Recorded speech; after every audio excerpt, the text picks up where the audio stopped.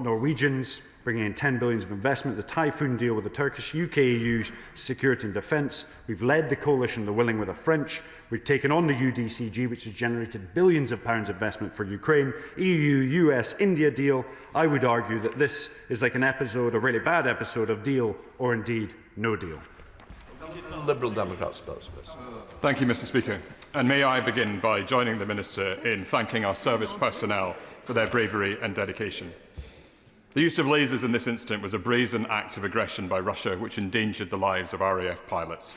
So has the government identified those Russian officials and military personnel who gave the order to engage so that they can be held accountable and sanctioned?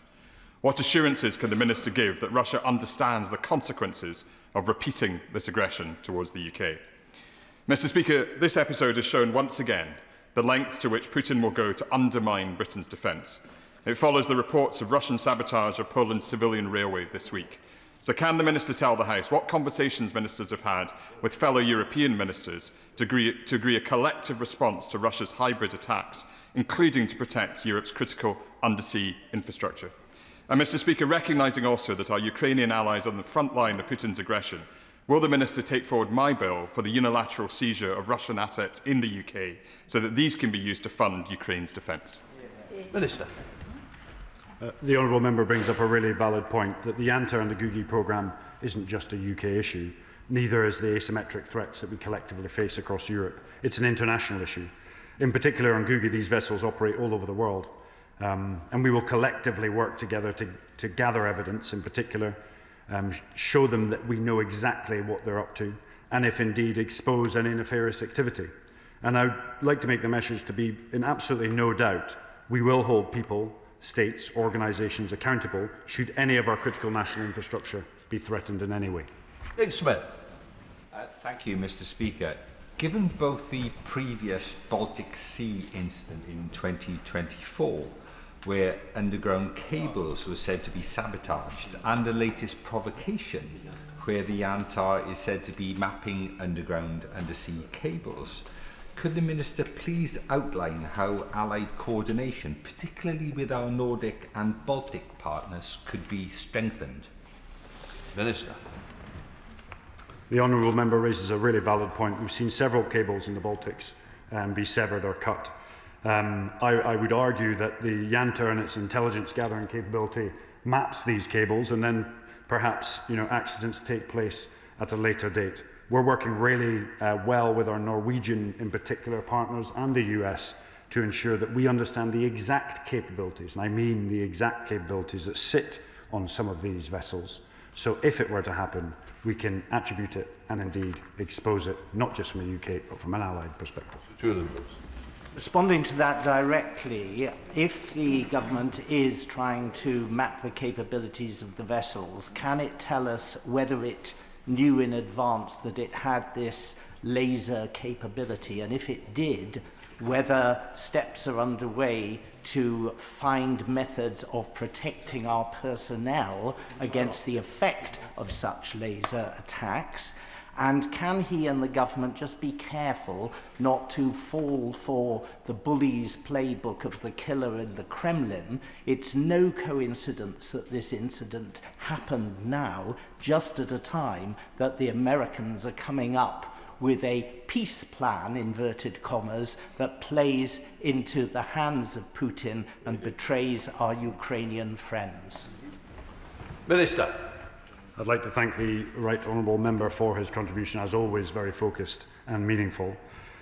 The honourable gentleman, apologies. The specific capabilities I won't go into detail. From our perspective, there's been no impact on the aircraft, no impact on the crew, and we've also expanded and broadened out our rules of engagement to ensure that no vessel can operate oversea over our critical national infrastructure without being watched and monitored in the most closest and sophisticated way.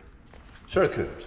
Thank you, Mr. Speaker. The first duty of any government is to keep our citizens safe, which is why this Labour government is delivering a historic uplift in defence spending, in stark contrast to the cuts of the party opposite. The Minister's statement sets out a potent example of the rising threats to our country. So can he say more about how our increased defence spending is going to keep us safe and also support jobs in the defence industry, such as the Westley Group in my constituency, which makes all the castings for our UK submarine fleet? Minister. The honourable member raises a really important point, that defence spending isn't just about defending the nation, it's about an engine for growth. The Typhoon deal alone has created over 20,000 jobs, and as you'll have seen recently, we're providing up to 100,000 drones to Ukraine just recently as well. And that's not necessarily to do with just the capability going forward, but the industrial base back here in the UK. Huge amounts of increase in defence spending in 2027 will broaden out our defence industrial base. Combine that with deals both here and in the UK will make this an engine for growth, increase jobs, prosperity, but importantly, shore up the defence of the nation. Sir Bernard. Thank you, Mr. Speaker. Can I, on the one hand, congratulate the government for being more forward in its public responses to this kind of provocation than any other European member of NATO, let alone the United States. But can I also just point out that this underlines what we know from what Putin and Lavrov have been saying. They think they are at war with NATO and war with the United Kingdom already. And the question is not how we retaliate directly, but how we retaliate in order to put pressure on Putin and Russia, and that is by increasing our military assistance to Ukraine, to tip the balance in the favour of Ukraine, to change the calculus, to get the Russians to come to the peace table and to agree a proper ceasefire, which even President Trump's appeasing plan seems most unlikely to achieve. Minister. The honourable member is right. We must push as hard as we can to impose cost on Russia. To date, we spent $21.8 billion in Ukraine, $4.5 billion in military support, and I know we have support from both sides of the House to do everything we can to increase that pressure. I mentioned previously we've upped our drone production to 100,000 drones this year, and we're increasing our training of Ukrainian troops up to 61,000 in total. We will do whatever it takes to enable the Ukrainians to win the peace. Total Crichton. Thank you, Mr. Speaker. The Yantar was intercepted in the North Atlantic, which is the UK's new front line, but for my constituents it is their backyard. And we're very assured by the preparedness of the RAF and the Royal Navy, and grateful for that in defending our airspace and sea space. But what kind of assurance can the Minister give to my constituents about preparedness and resilience to meet these kind of hybrid attacks? Because these cables don't just run across the Atlantic, they run between our islands too. Minister. Honourable member highlights a really valid point. The northwest of Scotland plays an invaluable part in our defence architecture, but also sustaining economic growth with a variety of different undersea infrastructure. We have some of the best ships, the best personnel, the best aircraft, and the best members in the Air Force that are going to continue to monitor, track and deter any Russian aggression anywhere near our territorial waters and within our EEZ. Bitter. Mr. Speaker, firstly, can I associate myself with the comments about the bravery and the professionalism of the military personnel involved in the response to the Yantar's presence, many of whom are based in my own constituency with Lossiemouth. Yesterday, the Defence Select Committee published a report which recommended that the UK Government needs to accelerate and deepen defence relationships with the EU in the face of Russian threats. But the EU are unsurprisingly now charging the UK to enter agreements that we had EU member access to prior to Brexit, and this leaves these isles more isolated. So in the face of this very real Russian threat, what is the risk to RAF pilots and crews from Lossiemouth?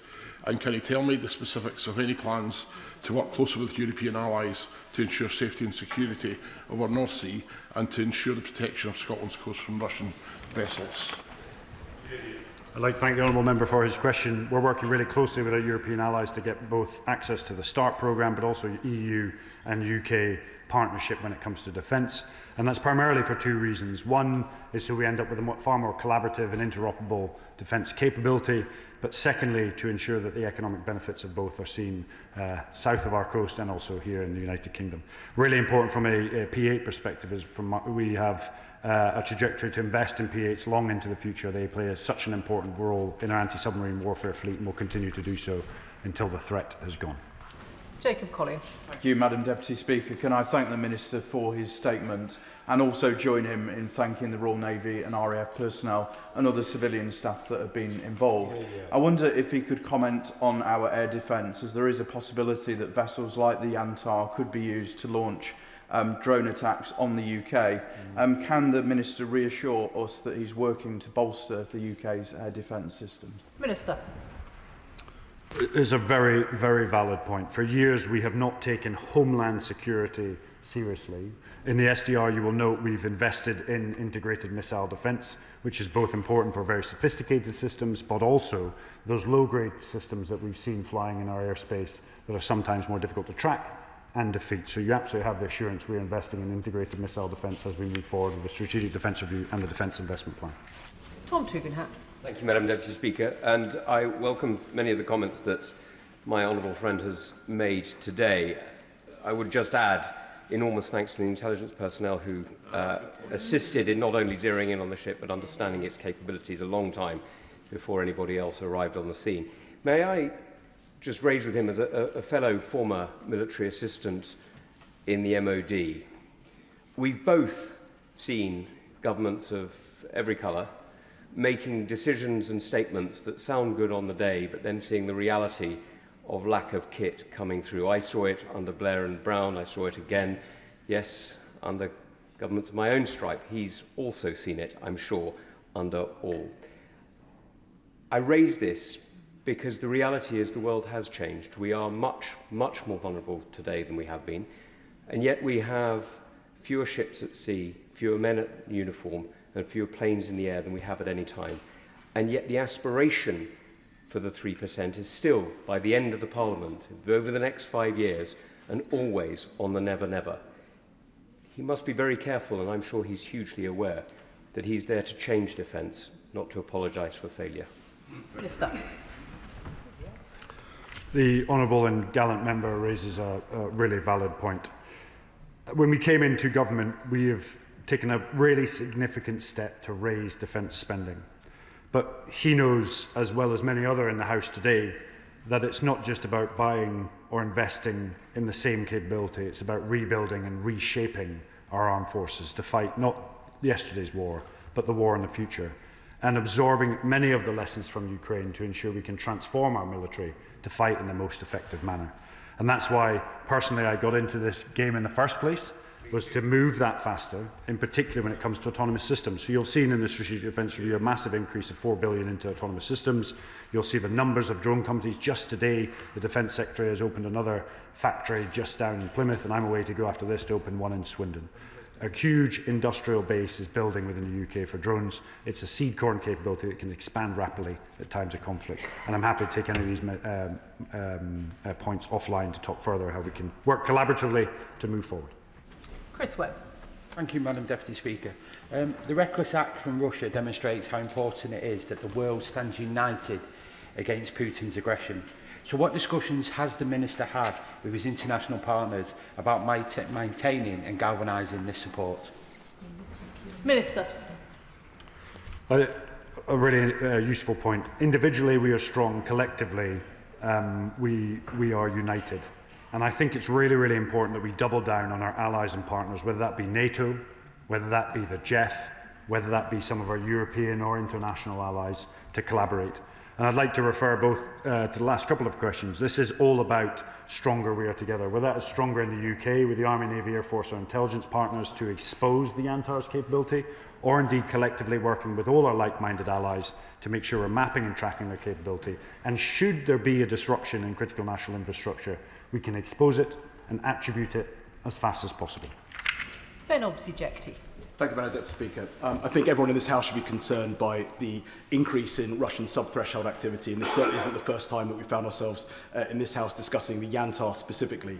I do think that the use of lasers against an operational P-8 very much pushes the boundaries of what we could consider to be sub-threshold activity. But if I could ask the Minister a question that's very much within his bailiwick, I don't expect him to be able to comment on whether we have deployed any elements of the Fleet Contingency Group forward to HMS Somerset, which is tracking the Yantar, but under what circumstances and geographically whereabouts within our waters would the Yantar need to be in order for us to apply some maritime interdiction via the Fleet Contingency Group? Minister. So I'd like to thank the honourable gallant member for his point. Being an individual who used to be in that part of the organisation, I'm sure there's lots of people that are chomping at the bit to get involved. We must adhere to the international rules of the sea.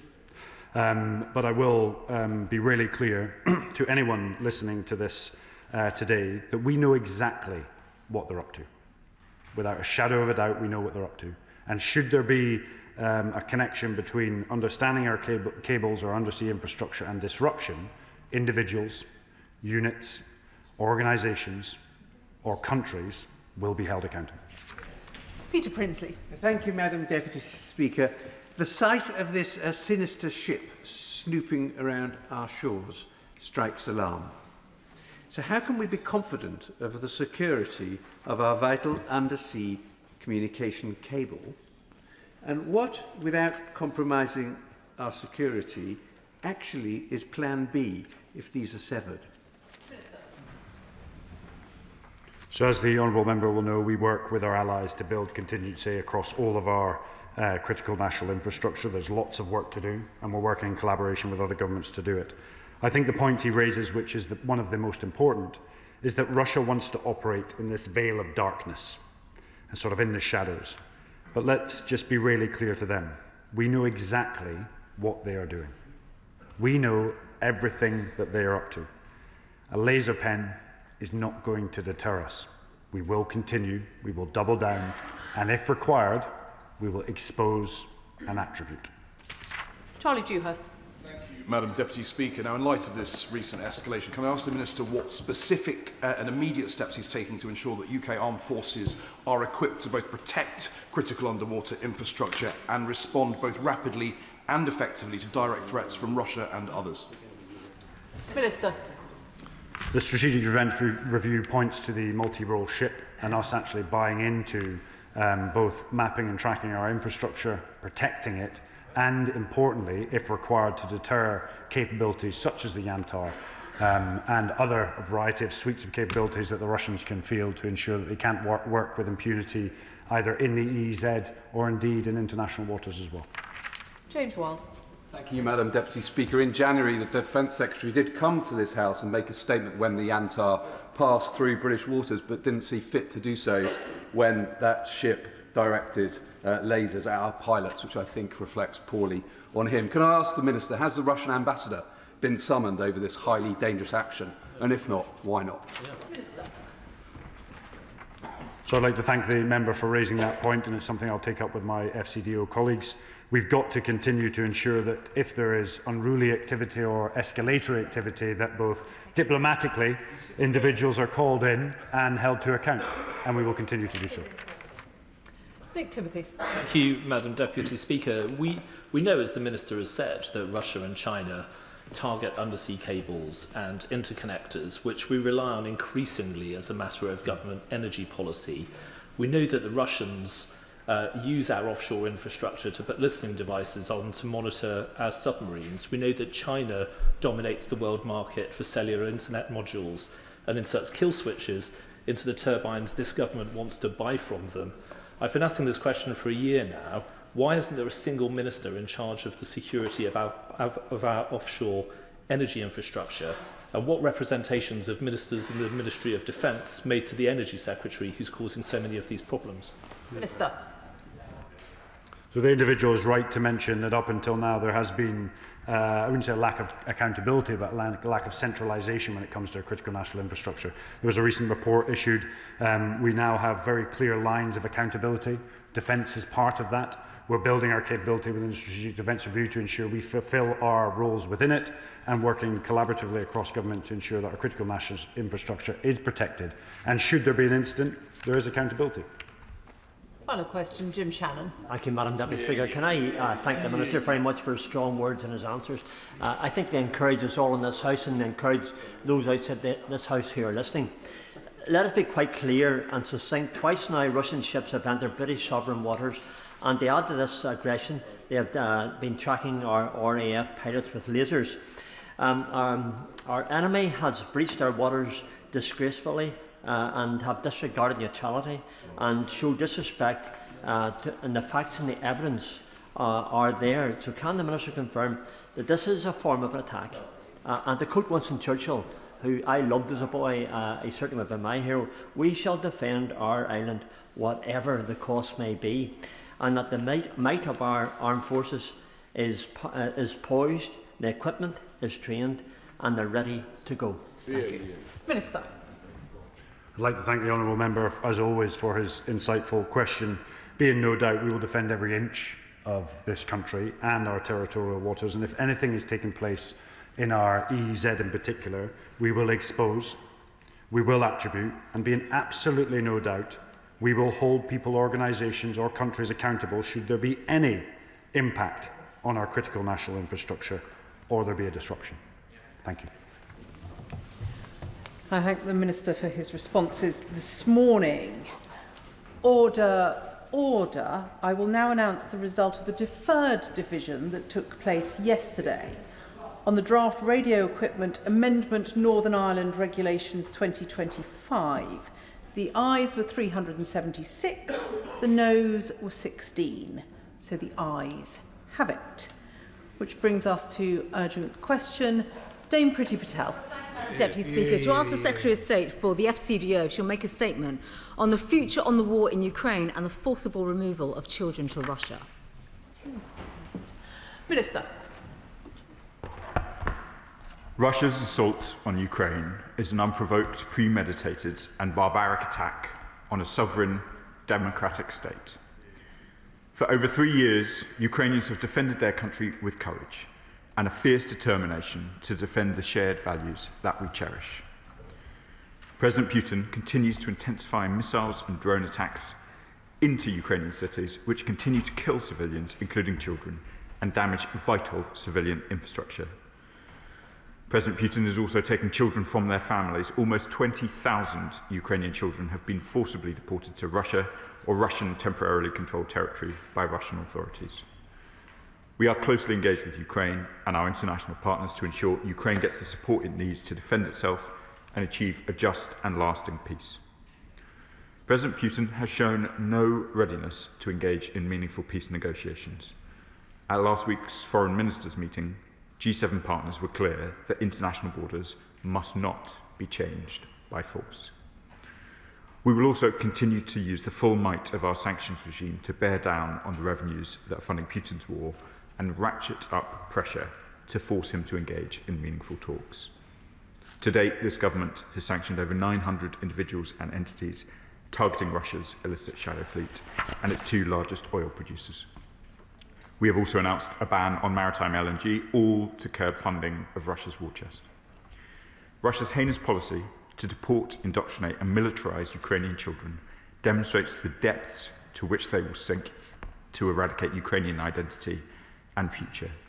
The UK has committed more than £2.8 million to support Ukrainian efforts to facilitate the return and reintegration of children deported by Russia. Since the beginning of September, Ukraine's pilot tracing mechanism, which the UK is co-funding, has already identified over 600 additional children who were deported to the Russian Federation or relocated within the temporarily occupied territories. The Foreign Secretary discussed this issue with the Ukrainian Foreign Minister during last week's inaugural meeting of the UK-Ukraine Strategic Dialogue. We're working internationally in support of Ukraine and Canada, who are co-chairing the International Coalition for the Return of Ukrainian Children. Dame Priti Patel. Deputy Speaker, this House has been resolute in its support for Ukraine and its defence of its territory, sovereignty and freedom. Since 2022, the level of support we've given to Ukraine has been at the forefront of working with them to secure peace on their terms. With US military officials in Ukraine today, we need to know what role the UK government and the coalition of the willing is playing. So can the Minister tell this House what is the government's position on the reports that the United States is brokering a deal with Russia that will involve Ukraine making territorial concessions to Russia, with Russia gaining territory or holding some of a lease arrangement where they effectively control the east of Ukraine? Were the UK involved in drawing up these proposals? The report suggests that the Ukrainian armed forces will be reduced and limited as a result of these proposals. What is the government's view on this? Are these reports accurate, or are there proposals on the table that align more closely with our view and the Ukrainian view that Russia should leave Ukraine? Can the Minister give an update on the steps being taken to pressure Russia and its economy? We know of the sanctions measures and they're being kept under review, but are proactive steps being taken to press countries to stop refining Russian oil? Turkey, India and China all have refineries and are significant importers of Russian oil. When the Prime Minister was meeting the Turkish President last month, did the Prime Minister raise this issue and press them to stop? We've asked this before but did not get a direct yes or no answer. Have British ministers raised this issue with their Chinese counterparts when they're going to discuss with the CPP ministers when it comes to their shuttle diplomacy in Beijing? Is there an update on securing the proceeds from the sale of Chelsea to support Ukraine? And finally, Madam Deputy Speaker, today is World Children's Day, and our thoughts are with the reported 20,000 Ukrainian children abducted by Putin. We welcome the reports of the returns and the rescue of 1,800 Ukrainian children, but what further steps are being taken by Britain to secure their return as soon as possible? And is this a priority in the talks that are now taking place? Minister. Madam Deputy Speaker, I'd like to thank the Shadow Foreign Secretary for the tone of her question. This whole House is united on these questions, both in support of Ukraine and in outrage at the iniquity of what the Russians are doing in relation to Ukrainian children. We are glad of our partnership with the Ukrainian government in the new tracing mechanism. As I said in my statement, it has made some progress since September in identifying more than 600 children who should be returned to Ukraine, and we will use our full efforts to ensure that that is the case. The Shadow Foreign Secretary asks about some of the reports in recent days. She will, I'm sure, have seen the US Secretary of State's statement this morning, in which he indicates that there are a range of ideas that are being discussed. Of course, the Foreign Secretary is in direct and regular discussions with the US Secretary of State and made an important statement last week at the G7 in relation to these questions. That statement reiterated that an immediate ceasefire is urgently needed. We should be clear. President Zelensky is ready for an immediate ceasefire. The UK supports him in that initiative. It is President Putin who is failing to come to the table. What should be the starting point of negotiations? That was clear in the G7 statement. The current line of contact should be the starting point of negotiations, and we remain committed to the principle that international borders must not be changed by force, and I know that is a principle held with great force across the whole of the House. Joanna Baxter. Thank you, Madam Deputy Speaker. Today, on International Children's Day, we are reminded that safeguarding the next generation isn't just a value we hold dear, it's a responsibility of every member of this House. Yeah. More than 100 members of this House over recent days have backed President Zelensky's Bring Kids Back initiative, standing united with Ukraine and its stolen children, and I want to thank every member who has done so. I also want to thank the Minister for working with me on supporting the Ukrainian government's launch of a new pilot programme, Tracing the Children, which since September has found 600 of those children. But, Madam Deputy Speaker, if media reports over the last 24 hours are to be believed, that is the US brokered peace deal, it should trouble every single one of us. Because a deal that trades away Ukrainian territory, that trades away Ukrainian security and makes no mention at all of the 20,000 children that Russia have stolen from Ukraine, is not peace. It is capitulation. And this House should stand united in rejecting that proposed deal. Can the Minister assure this House that before any peace deal is considered, that the future of Ukrainians' 20,000 stolen children will be top of that agenda? Stop. I know that the whole House recognises my honourable friend's work on this issue ever since she's arrived in this place and before. It is at the top of our minds, the atrocities that have been conducted against Ukrainian families. The removal of children must be first among them.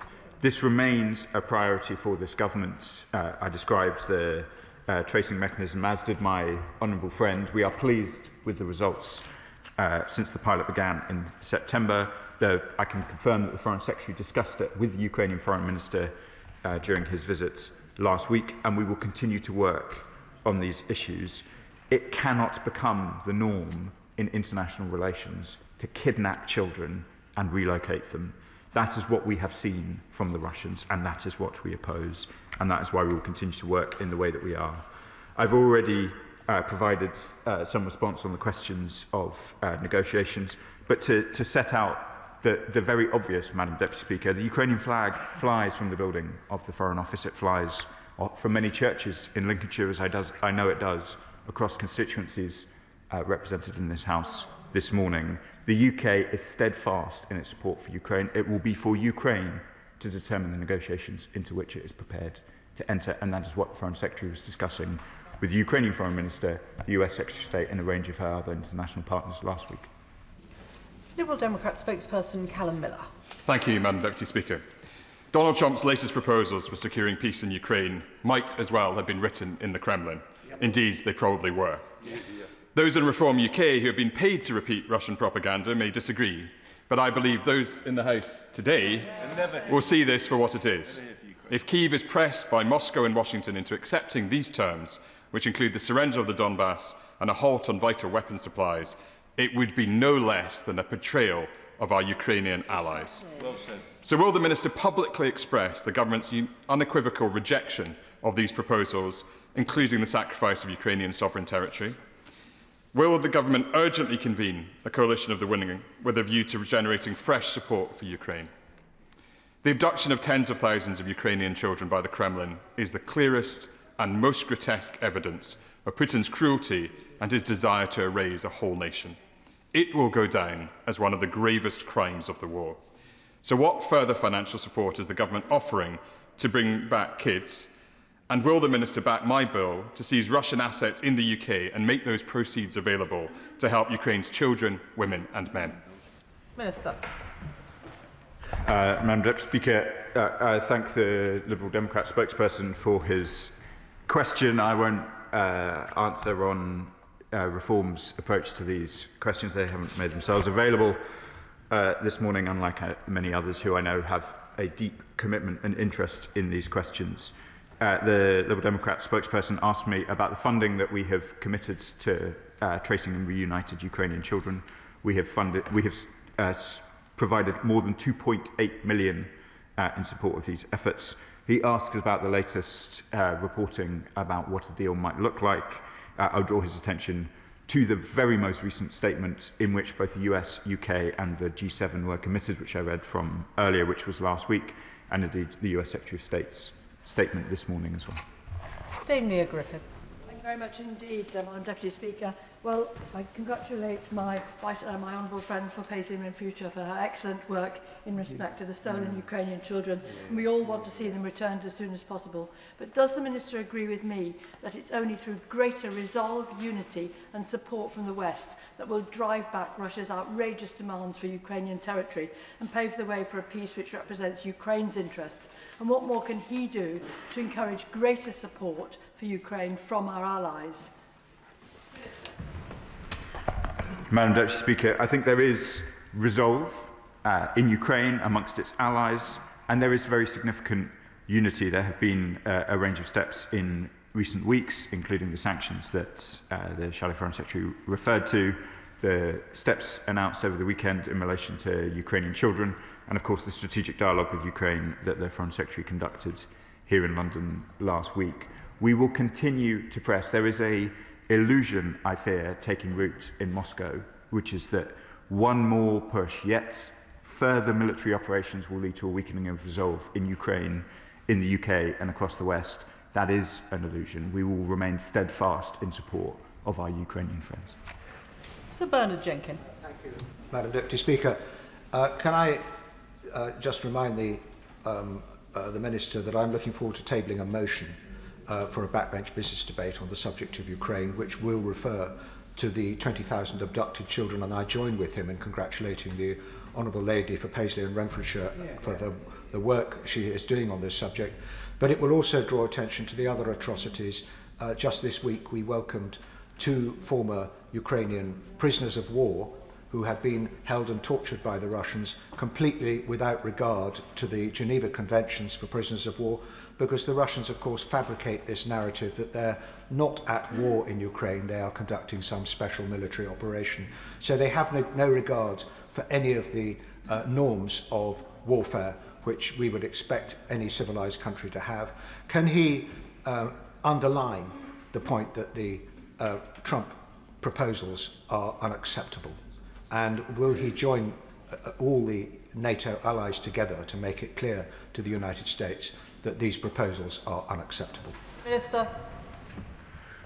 Madam Speaker, I thank the honourable gentleman for his question, and I'll ensure that the Minister for Europe is aware of his proposals in relation to further discussions in this House on these very important questions. He is right to draw a line, to draw attention to the clearly preposterous Russian position that they are engaged in an operation rather than a war. I am less well versed in military matters than the Minister for Armed Forces, but this is clearly not an operation some years in, thousands upon thousands of casualties of men, women and children in, and a very significant loss to Russian forces even over the last month. He asked about our position in relation to some of the media speculation. He'll understand why I'm reluctant to be drawn in great detail. I can point him to the very clear statement from the G7 last week, and indeed to the latest comments from the US Secretary of State this morning. Nick Smith. Thank you, Madam Deputy Speaker. The stealing of 20,000 children like this is an outrage. Can I thank the Minister for his statement? Does he agree with me that the Bring Kids Back campaign is right to emphasise the return of these children as non-negotiable in any future peace deal? Minister. I thank my honourable friends. It is non-negotiable. You cannot steal children in 2025 and think that that is an acceptable way to conduct war. The relevant international legal provisions are absolutely clear, and I know that this whole House, and indeed the whole country, is genuinely outraged by what the Russians have done. Sir Julian Lewis. Putting forward proposals that could have been drafted by the killer in the Kremlin himself, it seems that President Trump has finally given up on the Nobel Peace Prize and is content to settle for the Lenin Peace Prize instead. Does the government share my concern at the remarks, admittedly aspirational, by the US ambassador to NATO that his long-term hope would be to see Germany take over America's role at the heart of the alliance? Doesn't that betray the decades of peace after the Second World War that NATO was created to preserve?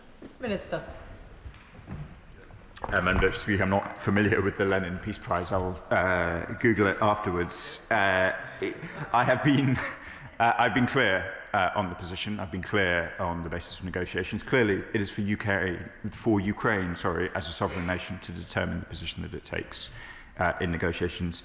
I did see some of the reports about the discussion. I think it was, to be fair, about who should perform the role of saqueur rather than what the future division between forces would be in NATO. NATO remains a vital component of European security, perhaps the most signal commitment between Europe and America of our shared defence and shared values, and long may it continue. Rachel Hopkins. Thank you, Madam Deputy Speaker. Russia is enduring significant financial pressure as a result of their illegal war in Ukraine. Does the Minister share my view we must impose maximum economic pressure on Russia to force Putin to the negotiating table?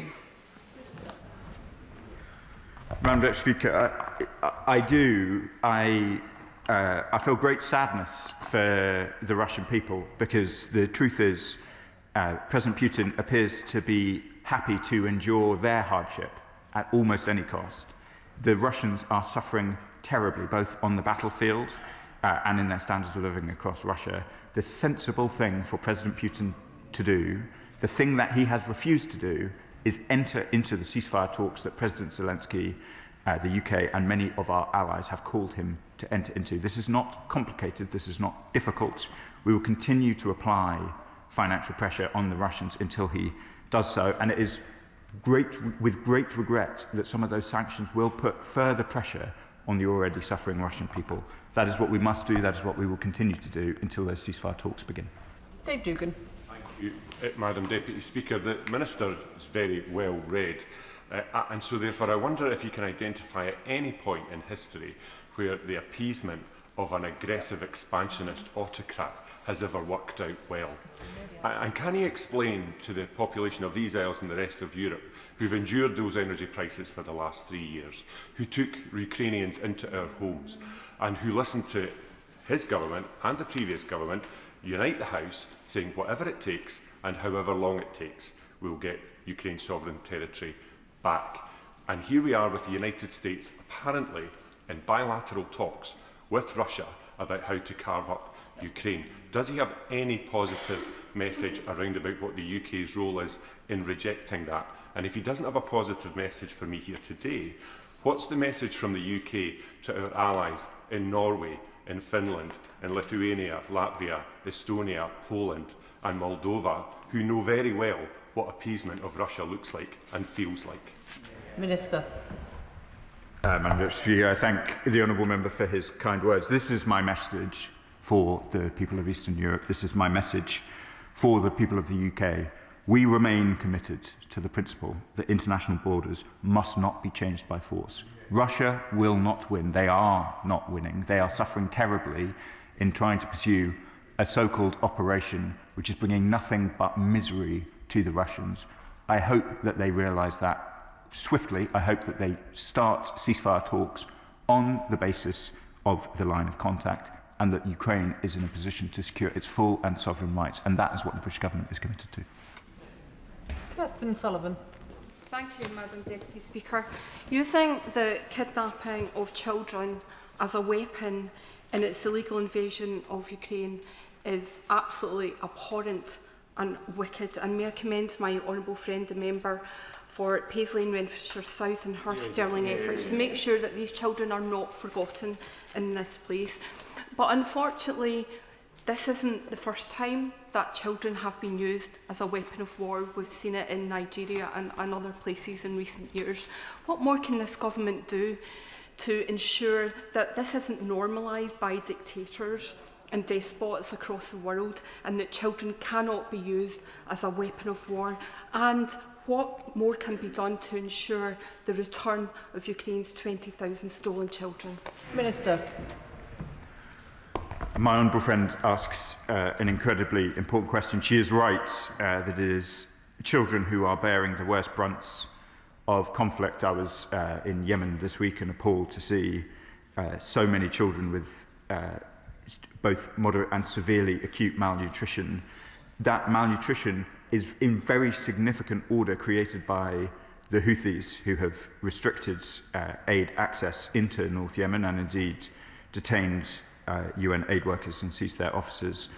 What happens in Ukraine conducted by Russian forces is seen elsewhere. It is seen by the Houthis, it's seen by militias in Nigeria.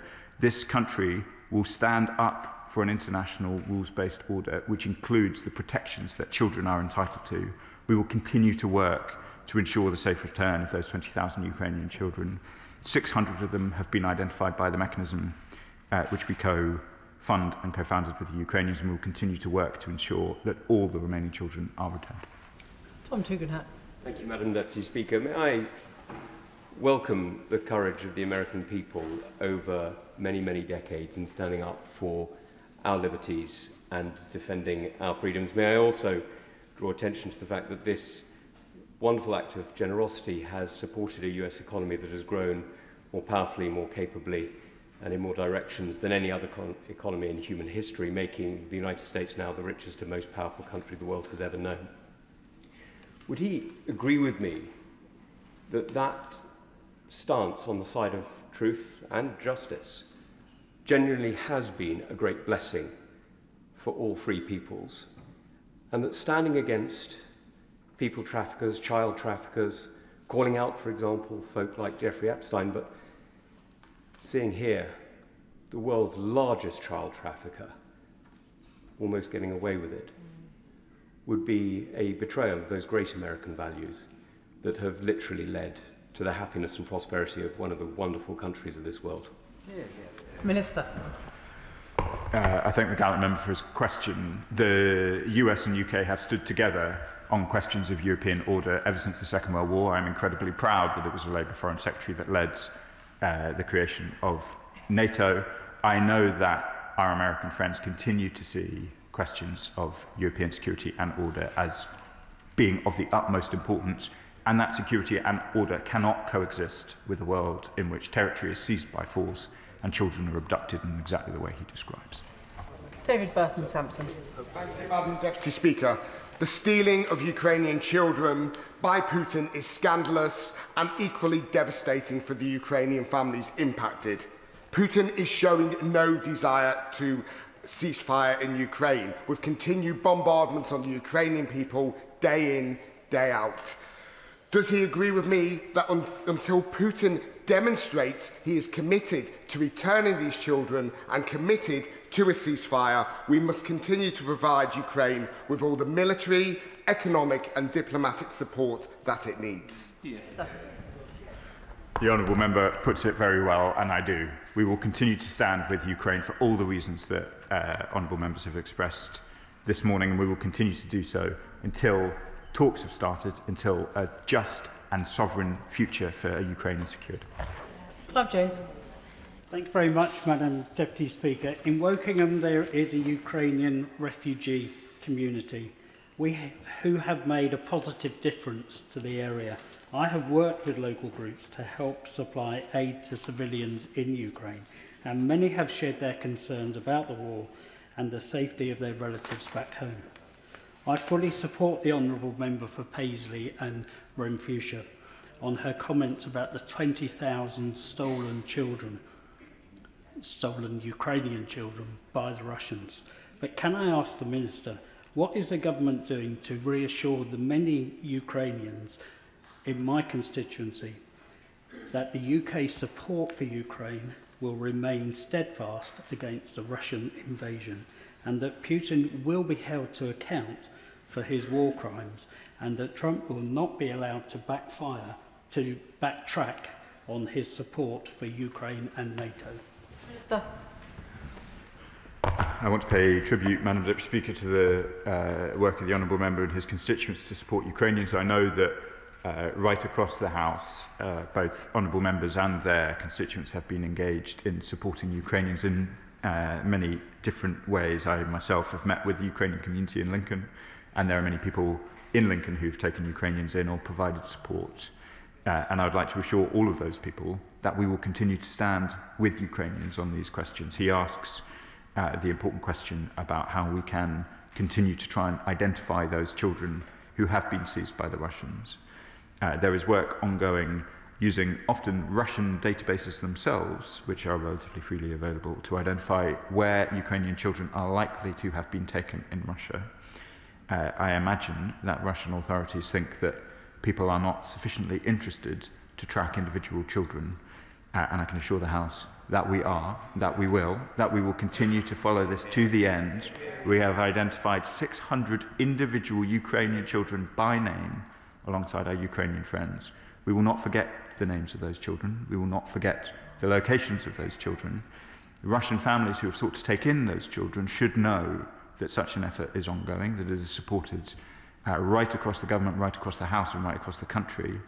We will continue day in and day out to ensure those children are returned. Adam Jogee.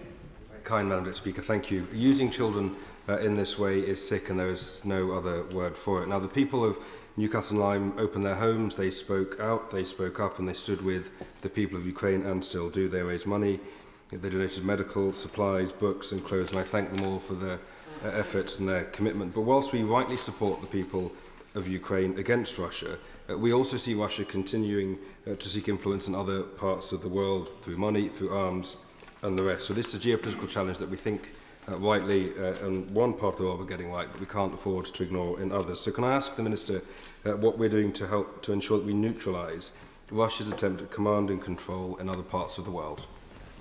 Minister. I thank my honourable friend for the important question. Russia exerts a malign influence, not just obviously in Ukraine. We have seen their relationship with the Houthis. We have seen their relationships in Syria, and I'm glad to see that they have declined in recent months, but they continue through Africa Corps and a number of other arms of their state to be a malign influence right across the world. Their efforts are always at the expense of the populations where they are found. We continue to work with our friends and allies across the world. I was discussing malign Russian influence in Yemen in recent days. I have discussed it in Libya. I have discussed it in Syria, and we will continue to act across the world as you would expect, as I know my honourable friend pays close attention to. We will not rest while Russia continues to exert such a malign influence on global affairs. We wish to have a friendship. We have historic and long relations with the Russian people. I know that nothing would give greater pleasure to so many in the UK to have a more normal relationship with the Russian state than we currently do, but that will require significant changes from the Russian state, who continue to exert such a malign influence on global affairs. Will Forster. Madam Deputy Speaker, one of the most important things the UK can do to support Ukraine is push President Trump on a comprehensive G7 plan to seize the estimated £300 billion of Russian assets across those 7 nations and funnel them to Ukraine. Please can the Minister confirm what steps the government has taken to push President Trump on this, to build that international coordination on seizing Russian assets, including Sutton Place in my constituency of Woking. Minister. Honourable Speaker, I thank the Honourable Member for his question. We have worked across our allies and friends in order to ensure that there is a robust and unified approach to these issues. I've described some of the statements that we have made in recent days, and I can confirm that the Foreign Secretary discussed the questions engaged in Ukraine at some length with the Secretary of State on the sidelines of the G7 last week. We will continue to do all that we can and everything that it takes to ensure that we are putting the pressure on Russia that is required to ensure that this war comes to an end. Richard Baker. Thank you, Madam Deputy Speaker. In September, I had the privilege of meeting in Kiev with Raisa Kravchenko and Yulia Klepets of the All-Ukraine NGO Coalition for People with Intellectual Disabilities. They told me of the devastating impact of Russia's invasion of Ukraine for disabled people. Will my honourable friend agree it is particularly distressing that when Russian forces have kidnapped Ukrainian children, they have targeted disabled children, and that when we can finally look to reconstruction and rebuilding Ukraine, specific support will be required for disabled people who have suffered so much as a result of Russia's aggression and crimes for which Russia must be held accountable. My honourable friend is right. These are actions almost beyond comprehension.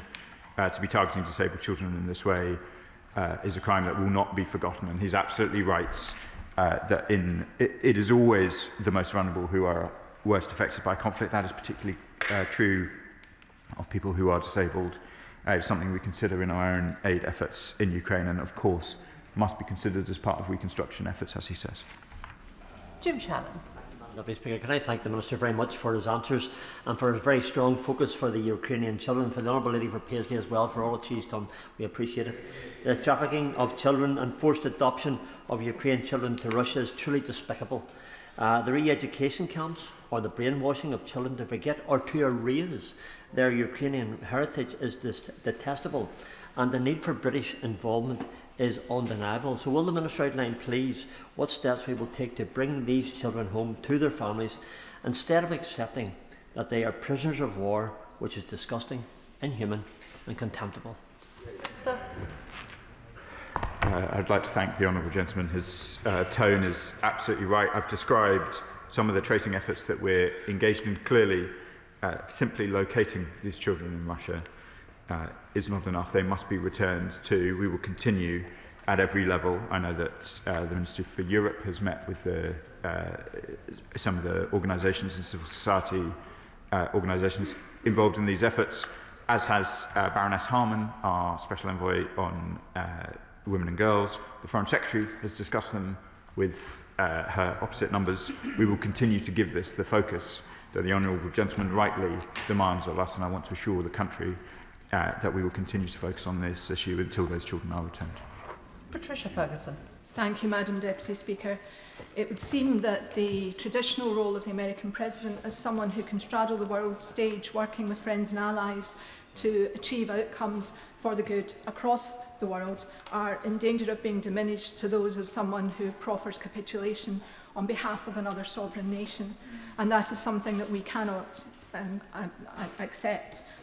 However, with regard to the children that are the focus of the debate today, and again I would pay tribute to my honourable friend, the member for Paisley and Renfrewshire South, as young people are returned, and hopefully in increasing numbers, what work can we do as a country and as a government to ensure the reintegration of those young people into the society that Putin has worked so hard to prevent them to being part of?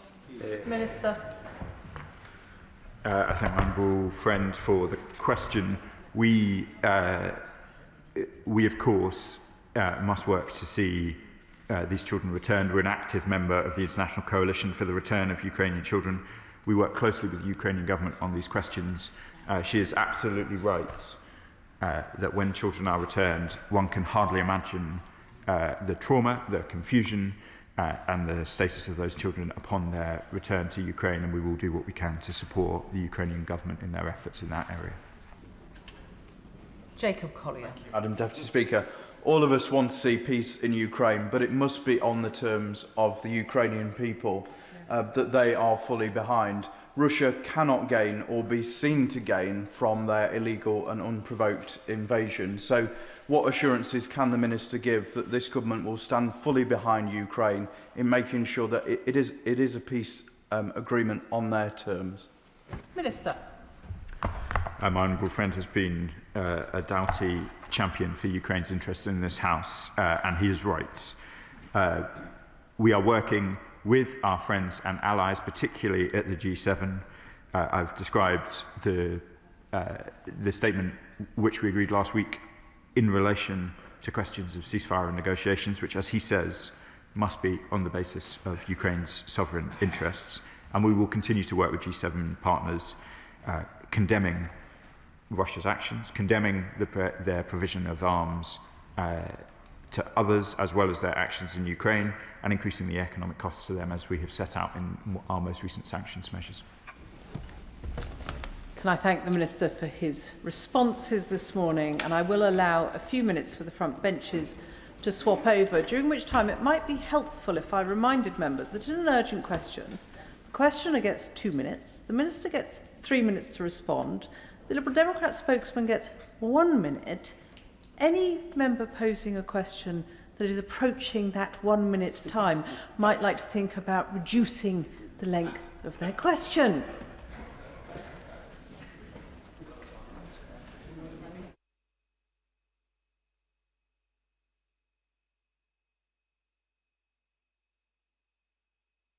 Question, Robert Jenrick. Madam Deputy Speaker, to ask the Secretary of State for Justice if he will make a statement on the implications for national security and the management of terrorist offenders following disruption to the separation centre regime. Madam Deputy Speaker, the Right Honourable Gentleman raises a very important question. Separation centres are a vital part of our strategy to manage those posing the most significant terrorist risk. Following the horrific attack at HMP Frankland in April this year, we took immediate action to ensure safety in our separation centres. Today, everyone is safe and a stringent regime remains in place. Our prison officers are some of the hardest working and bravest public servants in this country. It is right that they feel safe as they work to protect the public. That is why, following the attack at Frankland, we, for the first time, mandated the use of protective body armour in our highest risk units, including our SCs. The DPM has recently announced a further £15 million investment in safety equipment, including to roll out up to 10,000 pieces of body armour to up to 500 staff trained in the use of tasers. The Abu judgment is very fact-specific. It does not threaten the integrity of the separation centres themselves. This government takes the judgment and others referenced very seriously. We are clear that any decision regarding segregation must comply with prison rules and human rights obligations, including under the European Convention of Human Rights. We are working to ensure our referral process is robust, and we are strengthening our ability to defend against legal challenges. Specialist staff continue to assess referrals rigorously, and placements are made only where that criteria is met. Let me be clear. The government will always put national security first. Separation centres remain an essential operational tool, and we will continue to use these specialist units to protect the public from the most dangerous of offenders. Shadow Secretary of State Robert Jenrick. Thank you. Saeed Abu is a danger to this country. This is an ISIS fanatic who bought a combat vest and a sword so he could, in his own words, shoot up a crowd. Yet this week the High Court ruled that keeping him apart from other prisoners to prevent him radicalising them was a breach of his human rights. We've reached the perverse situation where a terrorist's mental health is prioritised over national security and the protection of the very men and women in uniform who are targets for these dangerous individuals with very little to lose. He's now in line for a payout from the taxpayer. This isn't an isolated incident. This is the latest in a line, including the double murderer and extremist Fawad Awali and Denny De Silva. Every extremist housed in a separation centre may now be able to deploy this judgment to escape being housed in these units and get a payout. Terrorists are weaponising the ECHR and the public sector equalities duty to milk the state, and the Ministry of Justice is signing the cheques. I note that the Minister did not say that she would be appealing this judgment. The separation centre regime was created to counter highly subversive terrorists recruiting inside jail and to ensure the protection for prison officers. That is effectively collapsing. Prison governors are being paralysed just when there is a crisis of extremism and extreme violence in our prisons, necessitating more separation centres and more segregation. So I ask the Minister, will she finally publish Jonathan Hall KC's review into separation centres, which was produced as evidence in court, but which has not been published to this House or the country? Will she say that under no circumstances will any terrorists be rewarded in this manner, and bring forward emergency legislation to override this judgment, prevent payout, protect national security, and protect our prison officers? I've said many times, it is only a matter of time before an officer gets killed by one of these monsters. Will she bring forward this legislation? If she does, she'll have our support. If she doesn't, we will. Thank you, Madam Deputy Speaker. The Right Honourable Gentleman will very well be aware that I am unable to preempt the decisions that are yet to be taken by the courts. The Government will always ensure that taxpayer money is used responsibly and effectively. In relation to the most recent judicial review announced just yesterday, the Government is considering all of the available options, including the right to appeal. So I just want to put that on the record. But, Madam Deputy Speaker, I find it quite disingenuous that the Right Honourable Gentleman, the almost leader of the opposition, talks about leaving the European Convention on Human Rights. But can I ask him, if he feels so strongly about this, why his government did absolutely nothing on this when in government for 14 years? Where they talk about action, it is this Labour government that is acting. We have been very clear that we will not fail to act regarding reform of the ECHR. In fact, the Sentencing Minister is in Strasbourg right now having discussions with partners on a range of topics, including reform of the ECHR. He mentions the findings of Jonathan Hall KC's independent review of separation centres. The Government commissioned this following the attack on HMP Frankland, and Mr Hall's report and our response will be published in due course. But let me just say, Madam Deputy Speaker, for the avoidance of any doubt, it is the priority of this government and should be the priority of all governments to keep the public safe and to protect national security. And this government will always ensure that that is done. Absolutely. Chair of the Justice Select Committee, Andy Slaughter. Thank you, Madam Deputy Speaker. Can I thank the Minister for reaffirming the government's support, which should not be necessary, for the rule of law and for the ECHR? And would she concentrate on what are the key points here? One is making sure that the most dangerous prisoners are held securely, and the second is ensuring the safety of prison officers. Will she say what the status of Jonathan Hall KC's review is? I understand it has been with the Lord Chancellor for some months. When are we going to see that, and when are we going to implement the recommendations of that report? Yeah, I thank my honourable friend, the Chair of the Select Committee, for that question. Like I've stated, the Government is committed to ensuring that separation centres continue to prevent those posing the highest terrorist risk from influencing the wider prison population. That is precisely why we commissioned Jonathan Hall's independent review following that appalling attack at HMP Frankland. Mr Hall has delivered his findings, which we and the Lord Chancellor are grateful for, and we are considering very closely with the utmost seriousness. We will publish this review and the Government response very shortly, but we are taking all relevant steps to ensure that our prisons and our prison staff are safe. Liberal Democrat spokesperson Will Forster. Thank you, Madam Deputy Speaker. What a sorry state of affairs. This case highlights the consequences of an overstretched and under-resourced prison system, including separation centres by the last Conservative government, of which the Right Honourable Member for Newark was a prominent member, who now has forgotten that. Please can the Minister confirm what assessment the Ministry of Justice has made of the decade of Tory underfunding and overcrowding, leaving prisons unable to safely manage violent extremists like we have been talking about today? Can the Minister outline how Abu's own ideology and violent behaviour escalated the need for extreme segregation measures? And finally, violent attacks on prison staff are on the rise. We have seen high-profile cases of prisoners, including one from my constituency of Woking, be accidentally released. So what assurances can the Minister give us as MPs that the public safety and protection of prison staff will be prioritised in the under-resourced prison system that they inherited from the Conservatives? I thank the Liberal Democrat spokesperson for his questions and his constructive way in which he asks them. He is right to highlight the chronic underfunding of 14 years of Tory austerity on our prison service and on our criminal justice system.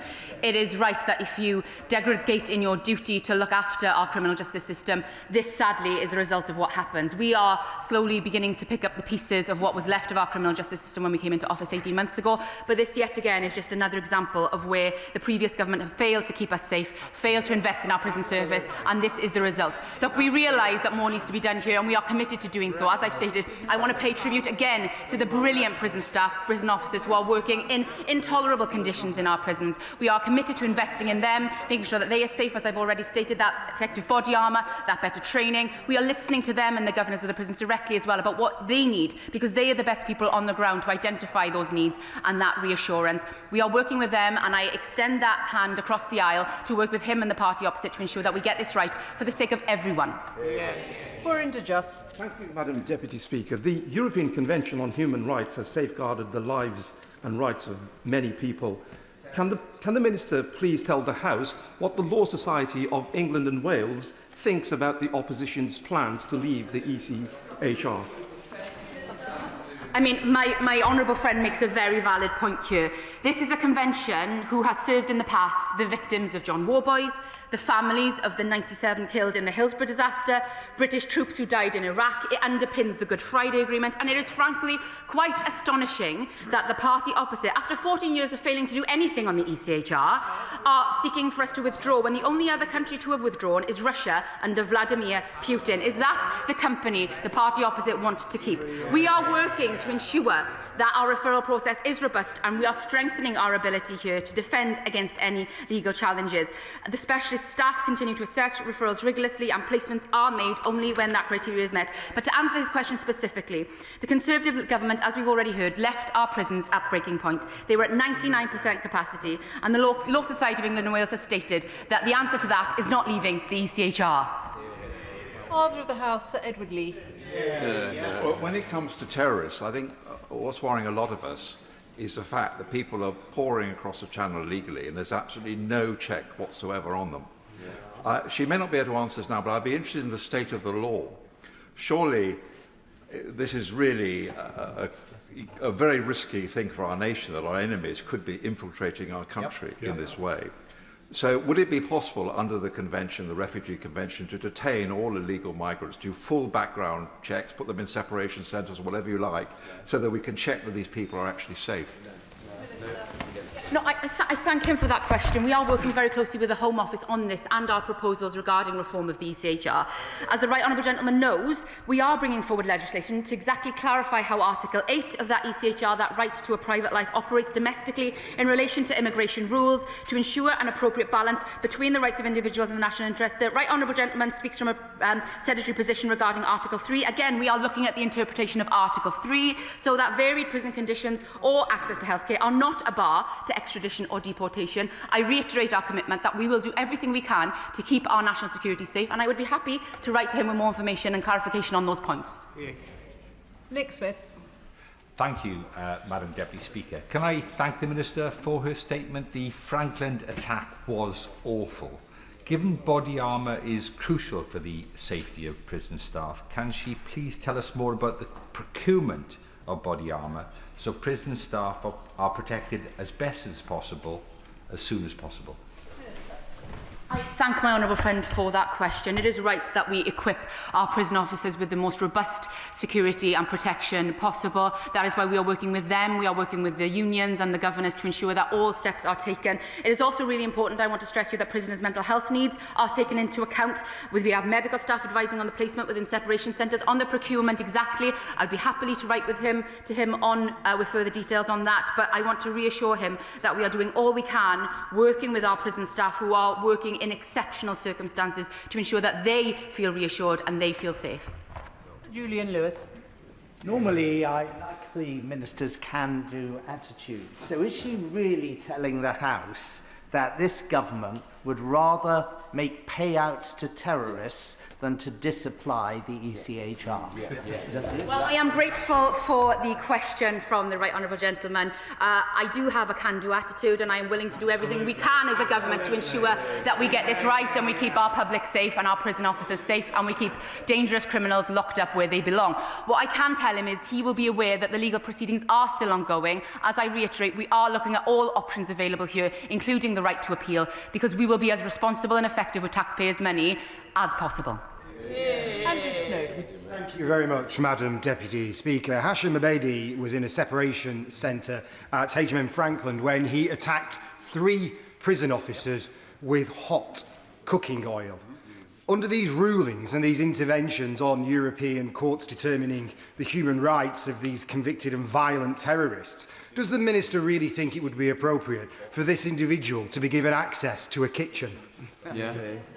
Well, I will not preempt the findings and the outcome of Jonathan Hall's review, but what I will tell him is that we believe in separation centres. They are a valuable tool, as the judgments state. What we are ensuring is that all of our prison officers are kept safe, and once the recommendations are published of Jonathan Hall's review and the government has carefully considered those recommendations, I will happily speak with him and work with him to ensure that they are followed through. James Wilde. Thank you, Madam Deputy Speaker. This terrorist was moved to a separation centre over concerns that he would use his extremist Islamist ideology to radicalise others. Yet the ruling says that this move was a breach of his right to a private life under the European Convention. Shouldn't national security and prison officers' safety come first? And will she rule out paying any money to this terrorist? Again, I echo my previous comments. We cannot preempt the judicial decision, and we are looking at all rights to that in terms of appeal here regarding that point. But on the separation centres, look, there is select criteria for prisoners dedicated to going into a separation centre. Prisoners will only be selected if other options have all been considered, and that this is not the case if it is the most desirable location. They are entitled to challenge their selection and raise complaints if needed. However, our priority remains, as I have stated, to the safety and security of our prisons, our prison staff and the general public. Bob Blackman. Thank you, Madam Deputy Speaker. The key issue here is that, of course, making a decision about whether someone goes into a secluded area and kept away from other prisoners is a judgment call. So what assessment has the Minister made of the implications of this judgment on what will happen to terrorists who should be separated from other prisoners? For that question, look, separation centres were never intended for use with all terrorist offenders. They exist to separate the most pernicious radicalisers, and we are achieving this aim successfully using the current separation centres capacity, which is kept under regular review. We are awaiting the findings of the Jonathan Hall review, and we will be looking at the judgment from yesterday's decision closely to ensure that all steps are taken and that we are working with governors, prison officers to ensure the best steps forward. But we are determined to ensure that prisons are kept safe. Final question, Jim Shannon. Thank you, Madam Deputy Speaker. Can I thank the Minister very much for her answers. And Minister, always trying to be helpful, of course, in relation to it. In Northern Ireland, we've dealt with the spread of extreme forms of paramilitarism within our prisons, and have learned that the most hard-line prisoners, their influence easily and completely spreads to those who enter prisons for perhaps petty crime, and we're coming out the other end with hatred that they never felt before. Those with extremist views should not be able to consolidate and proselytise or convert people to extremist views, and younger inmates in particular. Others have referred to legislative change. Could I ask the Minister, perhaps, because of what we've learned in Northern Ireland, would it be helpful to contact the Prisons Minister in the Northern Ireland Assembly to get their ideas of how they've done it, and perhaps we can be helpful for each other? Thank you.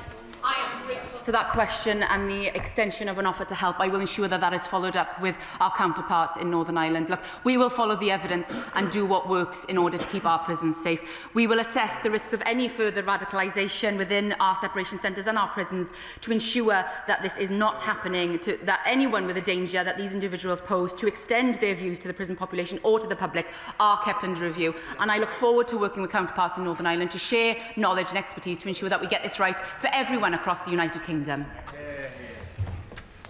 Can I thank the Minister for her short, sharp answers this morning, perhaps a masterclass for what is to follow. Business questions will run for an hour and no more this morning. I'll allow a few moments for the front bench to swap over.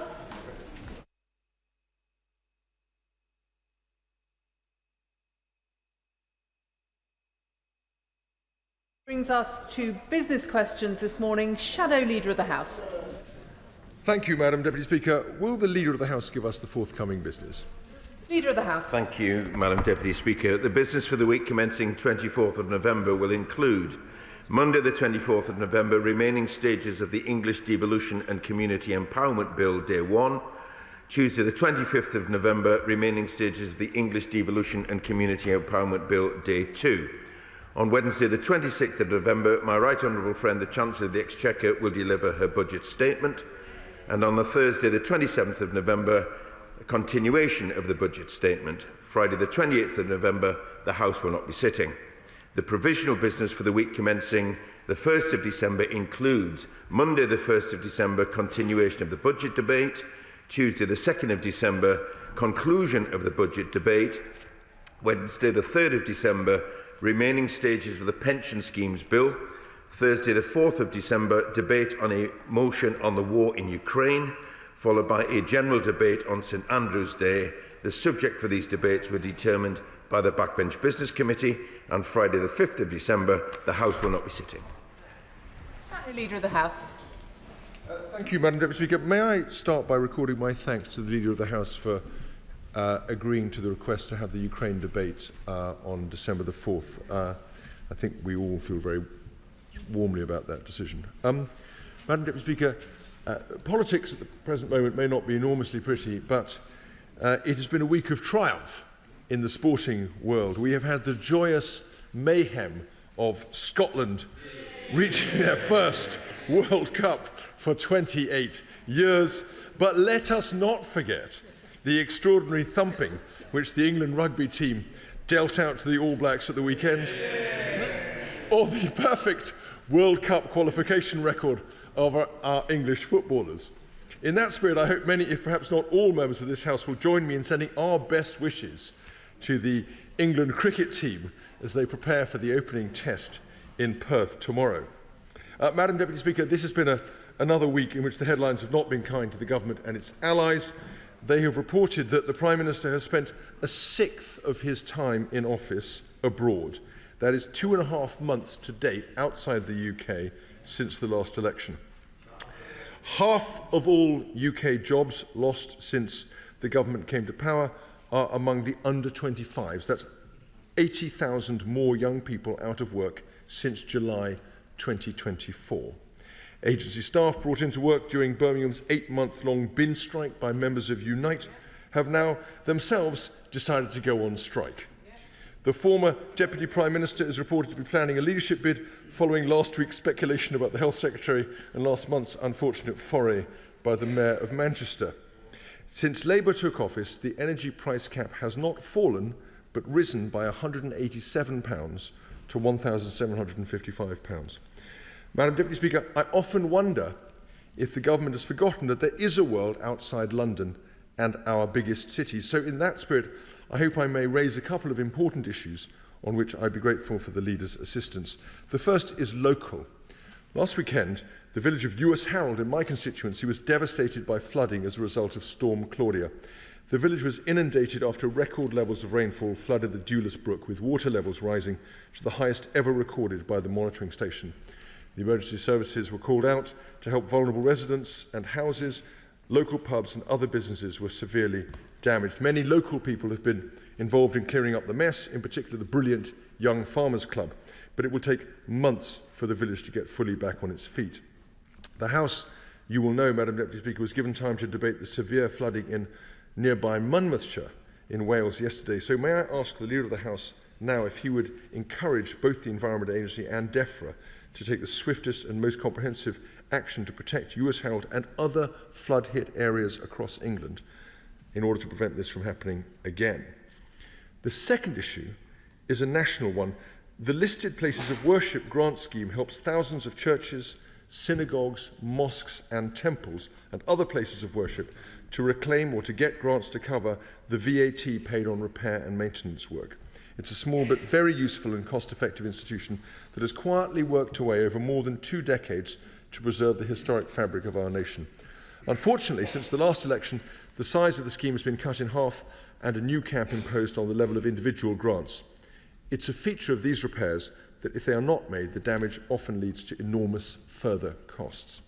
Government seems determined to maintain or increase public spending in other areas. Given that and the very small relative sums involved, could I ask the Leader to pick this matter up with the Department of Culture, Media and Sport and see if this scheme cannot be quickly restored to its previous glory? Thank you, Madam Deputy Speaker, and can I thank the Shadow Leader for his questions. Can I first of all, through you, Madam Deputy Speaker, thank Mr Speaker for his timely reminder this week of our responsibilities in this House regarding national security. As the House will know, the Security Service issued an espionage alert to Parliament highlighting targeted outreach by Chinese Ministry of State Security to individuals in our community. This is a very serious matter which the government takes very seriously, and I know Mr Speaker does too. So I would urge all MPs to heed this advice and report any suspicious activity immediately. Next week, Madam Deputy Speaker, is Parliament Week, where we encourage young people and the public to engage with the UK's democratic system and institutions. And in that spirit, I was delighted yesterday to meet with children from East Hunsbury Primary School, winners of the Kind School Award, this week after the Honourable Member for Northampton South raised the school during business questions. It was a great pleasure to meet with them. They were a credit to their school, their parents, but most of all to themselves. And it's a reminder to us all of the importance of being kind. And you will be pleased to know, Madam Deputy Speaker, that I've been made an honorary kindness ambassador. Which I have to say, Madam Deputy Speaker, is an honour which I never received during my time as the Chief Whip. I was, as the Honourable Gentleman has already said, pleased to announce in this week's business that the Backbench Business Committee has chosen Ukraine as the subject for their forthcoming debate on the 4th of December, and I thank the Shadow Leader, I thank the Liberal Democrat spokesman, the member for Carshalton and Wallington, and the Honourable Member for Harwich and North Essex for their representations to help secure the debate. And members will welcome, Madam Deputy Speaker, the publication of the Men's Health Strategy this week, an important topic which again has been raised frequently during business questions. The strategy will address the stark inequalities in men's health, to create a society where men and boys are supported to live healthier and happier lives. And I would encourage members to engage in the debate later today on International Men's Day. And as the honourable gentleman has said, it's been a good week for sport. And I want to congratulate Scotland for qualifying for the World Cup for the first time since 1998. And just remind the House that the only time that a home nation has actually won the World Cup was under a Labour government. Let me turn to the remarks of the shadow leader and address some of his list. At least he complains about the amount of time that the Prime Minister has spent abroad. Well, that reflects two things, I think, above all, Madam Deputy Speaker. One is the uncertainty of the international situation, but the second is he spent a great deal of time addressing the issue of trade and bringing investment into this country.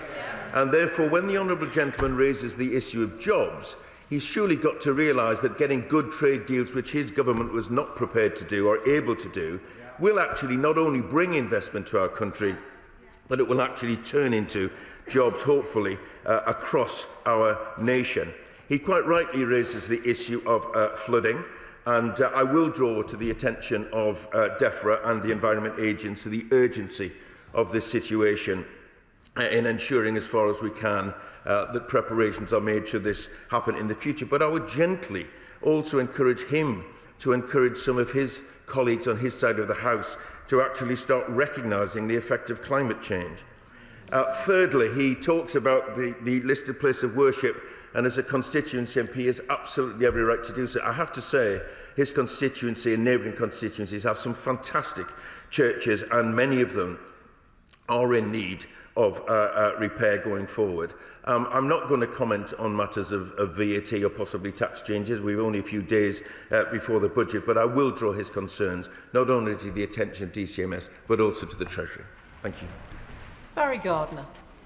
Madam Deputy Speaker, the speedy passage of environmental legislation through this House is not often a feature. So can I thank the Leader of the House for the speedy way in which the Biodiversity Beyond National Jurisdictions Treaty was dealt with by the government. In contrast, can I remind him that in 2023, our party said that we would bring forward legislation for a new Clean Air Act. Now, I've no doubt that the Leader of the House is thinking of what may be going into the King's Speech next year. Given that it will be the 70th anniversary of the original Clean Air Act, could he perhaps put that one forward as something that this House really does need to look at to ensure that we are meeting the WHO standards? I'm grateful for my honourable friend's comments, Madam Deputy Speaker, and the Biodiversity Treaty is an important step forward. And I thank him for all the work that he has done in this regard. The government is committed to environmental improvement, and although I expect that the second session will be quite crowded, I'll certainly bear in mind his comments. Liberal Democrat spokesperson Bobby Dean. Thank you, Madam Deputy Speaker. And can I join the Leader in a thanks to the Speaker for the seriousness in which he's taking the Chinese interference in our democracy. I represent many Hong Kongers in my constituency and they're deeply concerned about this issue. Madam Deputy Speaker, it was a relief to hear that it's confirmed that the budget will be taking place on the floor of this House next week. I'm sure it'll be a huge relief also to advisers in the Treasury, who've just got days away now to start leaking the 2026 budget. One thing that people will be looking out for in the budget next week is what provisions are going to be made for children with special educational needs and disabilities. I'm fully aware that this is a crisis that was inherited by this government, but it was one that was not unforeseen. We're 18 months into this government now, and we've heard that their major reform plans have been pushed back again. So that is a disappointment to us on those benches. We're seeing councils go bankrupt over this, teachers are in despair, families are being held in legal limbo, and ultimately we're failing children at the end of all this. And I do appreciate that there are some really tricky issues to resolve. We need to balance the legal entitlements on paper with the quality provision in reality, and we do need to adjust to this world where there are greater diagnosis rates than there were before. But I think there are some actions that the government could take right away, in particular in relation to, Madam Deputy Speaker, the private placements that are ongoing. These have trebled in the last decade. They cost more than double the cost of a state placement, around about £60,000. And what we do know is that private equity have been really aggressive in this space, taking on institutions, eating up market share, and are reportedly making profit margins around about 20%. Now, in the Children Wellbeing and Schools Bill, the government did introduce the idea of profit caps on those that are being exploitative in the children's social care sector. So I wonder if the leader can ask the relevant minister if this could be extended to the SEND schools as well. Speaker, he's right to raise concern about the SEND system because the government has acknowledged that it is broken. It doesn't work for parents and it doesn't work for children either. He's also right to say that there were signs that things were not as they should be, but it's one of the many issues that when we came to government we discovered was even worse than we'd anticipated beforehand. I'm not going to comment on what might or might not be in the budget, but I would gently point out that we've already invested an additional £1 billion into SEND. And we're also creating more specialist places in mainstream schools with an additional £740 million on top of the £1 billion. We will be bringing forward the schools white paper. He may wish to keep some of his suggestions to that, or maybe call a debate on it to give further clarity to what he's saying. We're bringing that forward early in the next year. I know it is frustrating. It's frustrating for our constituents as well. But the important thing is we need to work with parents and we need to work with teachers. And the most important thing is that we get it right. Rosie Writing. Thank you, Madam Deputy Speaker. On that note, since being elected, the number of constituents who've raised difficulties and delays in the SEND system with me has been staggering. So I asked my constituents to fill in my SEND survey online so they can feed into the government's schools white paper. That survey now has 250 responses, which I think shows the extent of the problem. So will the Leader of the House join me in thanking those parents in Kettering, but across the country, who are using their own experiences to feed in to this government's mission to fix a broken system we inherited? Very pleased to do that, Madam Deputy Speaker, and I would like to thank everyone who has responded to my honourable friend's survey. That is the way, one of the very best ways of getting information from parents, and the scale of that demonstrates the scale of the problems in the system. But I also want to pay tribute to her for the work that she has done on this issue. As I said previously, we are committed to creating a SEND system which truly works for children and for parents. As the white paper comes forward, I'm sure my honourable friends' constituents' comments will be reflected in that process. Chair of the Backbench Business Committee, Bob Blackman. Thank you, Madam Deputy Speaker, and I thank the Leader for announcing the business for the 4th of December in the Chamber. I understand that there is a potential that the House may suspend for a period of time because of a state visit. So I would ask, could he give consideration for protected time, because these are two very heavily subscribed debates. Also, if you can give us an indication as to whether we'll get the 11th of December in the Chamber, because we're now in the position whereby, with our backlog of debates, if we have every Thursday between now and the Easter recess, we can fill every single debate. I note that the House rose very early yesterday, and if the government is having a problem with business, we can always put on debates to allow colleagues from the backbenches to debate what they wish to debate in government time. If we're given Thursday the 18th of December, it will be the traditional pre-recess adjournment debate for Christmas. The business in Westminster Hall next week, on Tuesday the 25th, will be a debate on potential impact of immigration reforms on humanitarian visa routes. And on Thursday the 27th, there'll be because of the budget debate in the Chamber, there'll be a Select Committee statement from the Business and Trade Committee, followed by debates on the impact of extended producer responsibility for packaging, followed by a debate on protecting children from domestic abuse. On the 2nd of December, there'll be a debate on the adequacy of funding to support homeless people. And on the 4th of December, a debate on comprehensive acquired brain injury action plan, followed by a debate on seafarers' welfare. Now, Madam Deputy Speaker, today is the 80th anniversary of the start of the Nuremberg trials. And Earlier this week, we had a very good briefing at the All-Party Parliamentary Group for the Holocaust Memorial and Education Centre from Adam Wagner. He's a renowned human rights lawyer. 24 Nazis were put on trial, and the trial lasted for 11 months. At the end of that, 22 of them were sentenced to either very long-term prison sentences or death.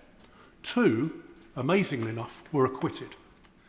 So it would be, I think, very helpful if we could have a statement from the Education Secretary on incorporating the business of the Nuremberg trials into the national curriculum, because this was the first time when human rights law started to come to the fore, particularly on war crimes and crimes against humanity. So I would ask the Leader, could he arrange for that to happen?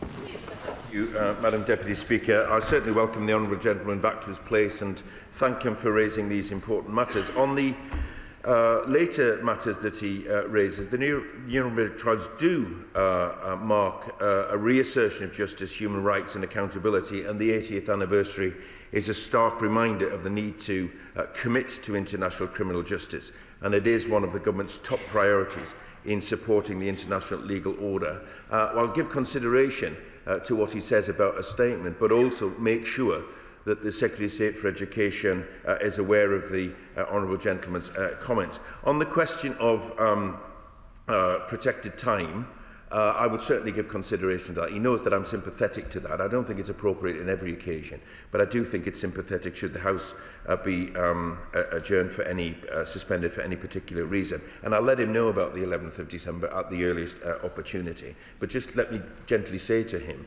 yes, of course, this week has been a little bit up and down in terms of the hours and the debates and the statements that we had. It's always a slight difficulty in getting balance into that, but it's not a problem for the government and its business. It's a problem for the opposition. If they can't turn up in numbers to hold the government to account, what are they doing? Chris Hinchliffe. Thank you, Madam Deputy Speaker. Nearly 2/3 of the land in our country is owned by a handful of aristocrats, oligarchs and bankers who often hide their wealth in trusts and corporations which never die. So can we have a debate on how we may raise more revenue from these ultra-rich landowners and so afford some more generous proposals on agricultural property relief for the farmers who are essential for our food security, nature restoration and climate action? I'm grateful for my honourable friend in raising this issue and join with him in acknowledging the vital work that farmers do, which is one of the reasons why we're investing £5 billion over 2 years into the farming budget. I'm not going to preempt the budget, and therefore I would say, having just announced 4 days of budget debate, I'm sure that my honourable friend will wish to raise these points and amplify these points during that time. Clive Jones. Thank you very much, Madam Deputy Speaker. Brain tumour research state that 1 in 3 people are likely to know someone with a brain tumour. That could be our friends, family or constituents.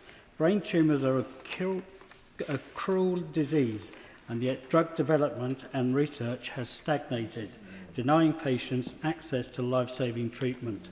Will the Leader of the House allow a debate in government time on the immediate investment needed to improve brain tumour research and improve outcomes? Thank you, Madam Deputy Speaker. I'd invite the honourable gentleman to request a debate, either an adjournment debate or a backbench business debate, because I think what that will illustrate is not just from a constituency point of view, but how many of us have been affected personally or family or friends with the terrible consequences that can arise from brain tumours. The government is absolutely committed to doing as much as they can in this regard, not least through the 10-year health plan. So I think the debate would be a great opportunity, not just to hear about the problem, but to hear about what the government's intending to do about it. Kirstine Sullivan. Madam Deputy Speaker. Churches are the bedrock of our communities and play a particularly strong role at the heart of our villages. St Philomena's Church in Winchborough has been a centre of spiritual, community and cultural life for 100 years and celebrated this milestone with a special Mass led by Archbishop Leo Cushley on the 26th of October. Will the Leader of the House join me in congratulating Father Deacon, Father Henderson and Deacon Robertson, as well as the congregation of St Philomena's, and wish them all the best for the years ahead?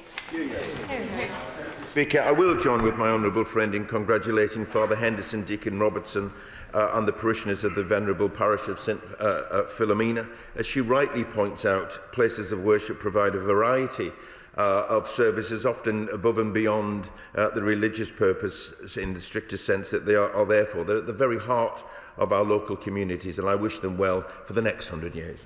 Julian Lewis. Last Thursday, there was a heavily subscribed debate in Westminster Hall about the terrible problem of rogue and con men builders who fleece people of thousands upon thousands of pounds for work never completed and often not done at all. May we have a statement from an appropriate minister on the need to consider criminalising this process whereby people are robbed of their money but told afterwards that it only constitutes a civil offence? Madam Deputy Speaker, the Right Honourable Gentleman raises a really important matter, and he will know, having been in this House for quite some time, it's a perennial problem. I will draw it to the attention of the Minister and see whether a statement or perhaps he might wish to seek a debate on these matters. David Burton-Sampson. Thank you, Madam Deputy Speaker. At this time of year, the fireworks debate always rages. As a dog owner, I too share the views of my constituents in Southend Weston Lee that we need safer, more controlled firework legislation, not just for the sake of animals, but for people too. I recently met with the Fireworks Impact Coalition, who are also calling for a review. Will the Leader grant a debate in government time to discuss this important issue further? I thank my honourable friend for raising this question. He isn't the first member to raise it with me, particularly over the last few weeks. As he knows, it's not just a question of the run-up to bonfire night, but we're approaching end-of-year celebrations as well, and pet owners will once again be worried for their pets. It's important that measures are proportionate with regard to fireworks, but it is such a big topic for MPs. I do think if he was to get a debate on this, he would find it particularly well attended. Vera Hobhouse. Deputy Speaker, today I'm speaking on behalf of one constituent, but there are many similar examples. This constituent, who doesn't want to be named because to protect herself, is losing out quite substantially financially because the child maintenance service is failing to enforce the regular payments she is owed. The non-resident parent makes one partial payment after another and then simply defaults again. The CMS has the necessary powers but is not using them effectively to stop this cycle. So can we have a debate in government time on how the CMS can actually enforce timely payments of child maintenance? Speaker, the Honourable Lady raises an issue which again is a fairly constant matter in our constituency postbags and inboxes. The CMS is committed to ensuring that separated parents support their children financially and that powers should be used, but in all too many cases, as she alludes to, that isn't happening. So I will raise it with the appropriate minister if she lets me have details in confidence and see if we can resolve the matter. Dave Robertson. Thank you, Madam Deputy Speaker. This weekend, a very special service will be leaving the station at Chasewater Railway in Burntwood in my constituency. The Hospital Santa Special Charity Trains are a Christmas service for seriously ill children offered completely free of charge. This year, 1,300 kids and their families are expected to attend. So can I ask if the Leader of the House will join me in congratulating Chasewater Railway, their trustees and their fantastic volunteers for the wonderful work that they're doing, spreading the festive spirit.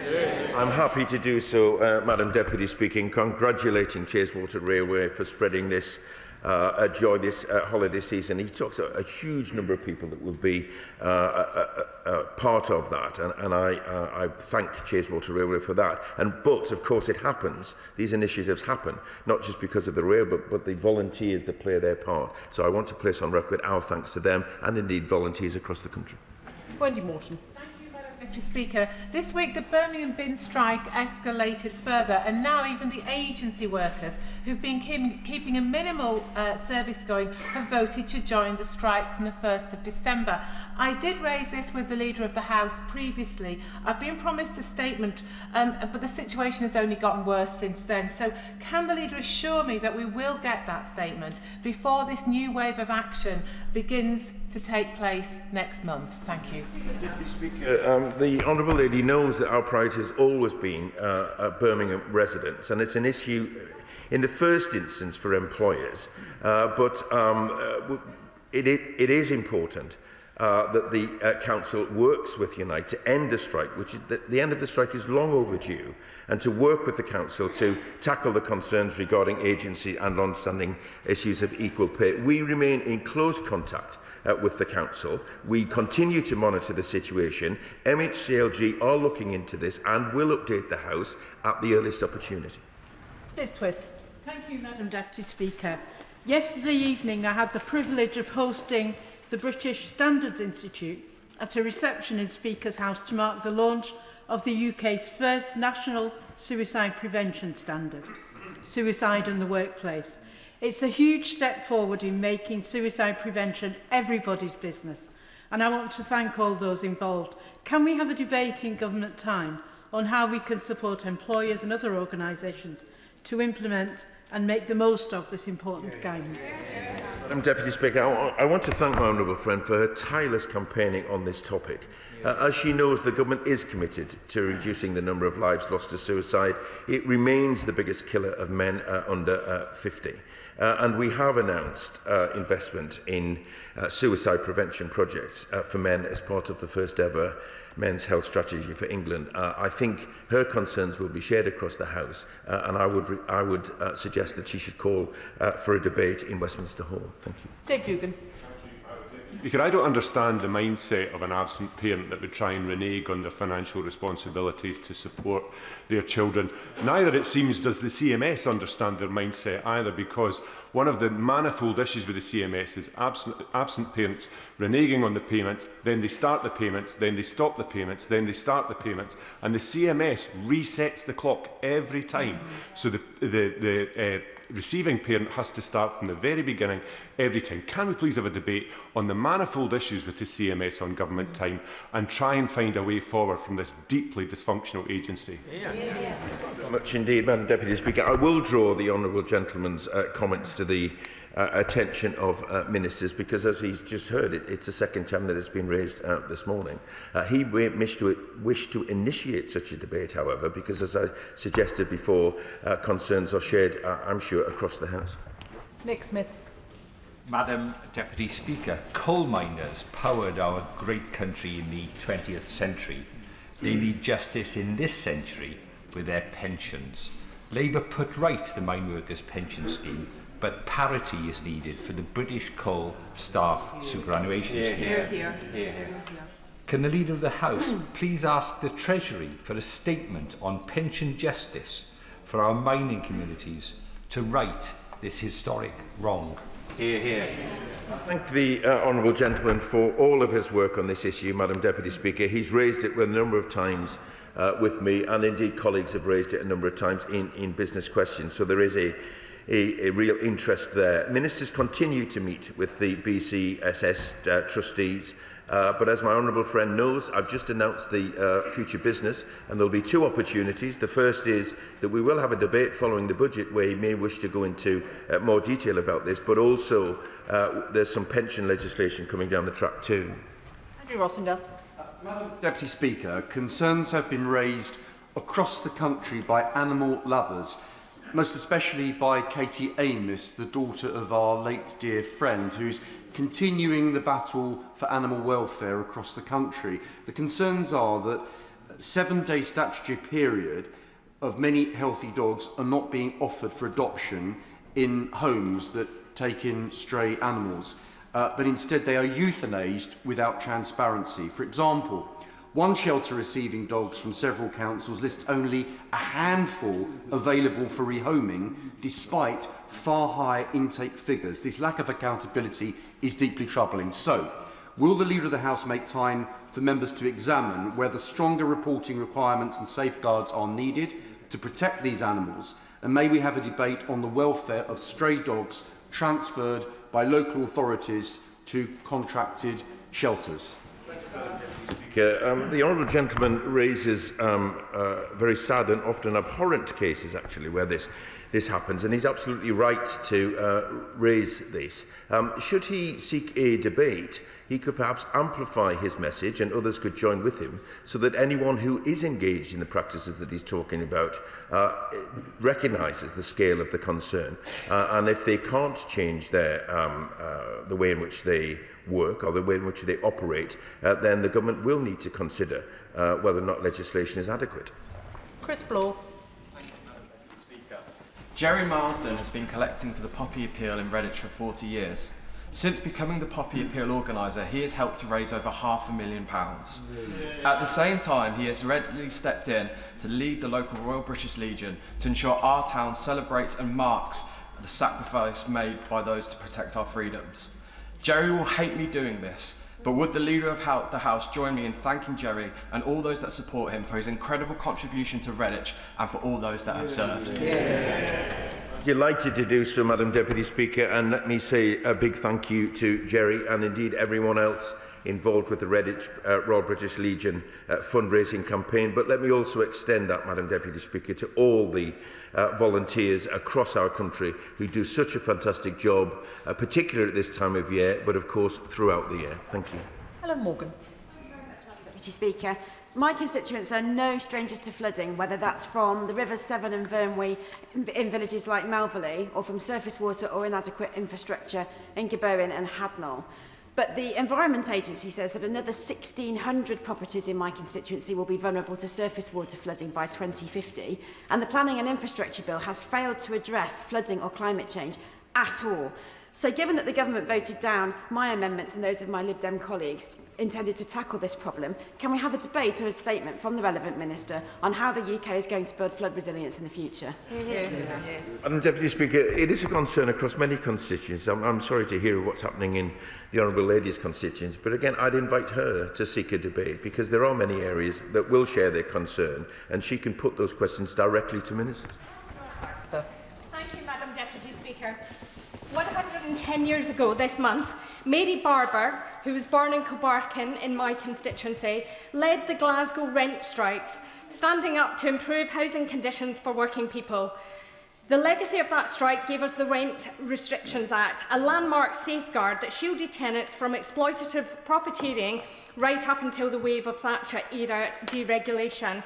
Will the Leader of the House join me in recognising Mary's legacy and also perhaps calling out the SNP government in Holyrood for undermining it, with 13 councils across Scotland now forced to declare a housing emergency and 10,000 children in Scotland left stuck in homeless accommodation? Thank you very much indeed. I will join my honourable friend in recognising the important legacy of Mary Barber. I would invite her perhaps to seek an adjournment debate in which she could not only highlight the housing emergency which she refers to in Scotland, but she might also want to put on record that Scotland has secured a record funding settlement this year, and therefore they should be held to account for that. Because thank you, Madam Deputy Speaker. Yesterday I attended the drop-in session in aid of those who suffer from Huntington's disease. And as is often the case when you attend these events, they sign you up as a champion, which they duly did with me. So my first role as champion is to highlight the new NICE guidelines that have been issued for those suffering from this disease, and hope that the League could perhaps ask the Health Secretary to bring forward a statement to explain how quickly these new guidelines can be implemented to help those suffering from this awful disease. Congratulate the honourable gentleman in being a champion. It's been a good week for awards for us, really, between us, kindness and champion. Huntington's disease is a terrible disease, and it's fantastic work by people across communities that have kept this in the mind's eye, and also that NICE guidelines are addressing that. and the need for speed, I'm sure, is in the minds of those who are involved. So I will raise this matter with the Health Secretary. Marinda Just. Madam Deputy Speaker, last weekend I attended the annual conference of Interfaith Wolverhampton in my constituency of Wolverhampton West, who have done much to bring different faith communities together, including those of no faith, and to celebrate diversity, which is so needed at a time when we are facing division and hate crime. However, the Conservative government withdrew all funding from the National Interfaith Network charity, forcing it to shut down. So will the Leader of the House please meet with me and the relevant minister to discuss restoration of the National Interfaith Network so that it can provide support again for interfaith organisations across the country?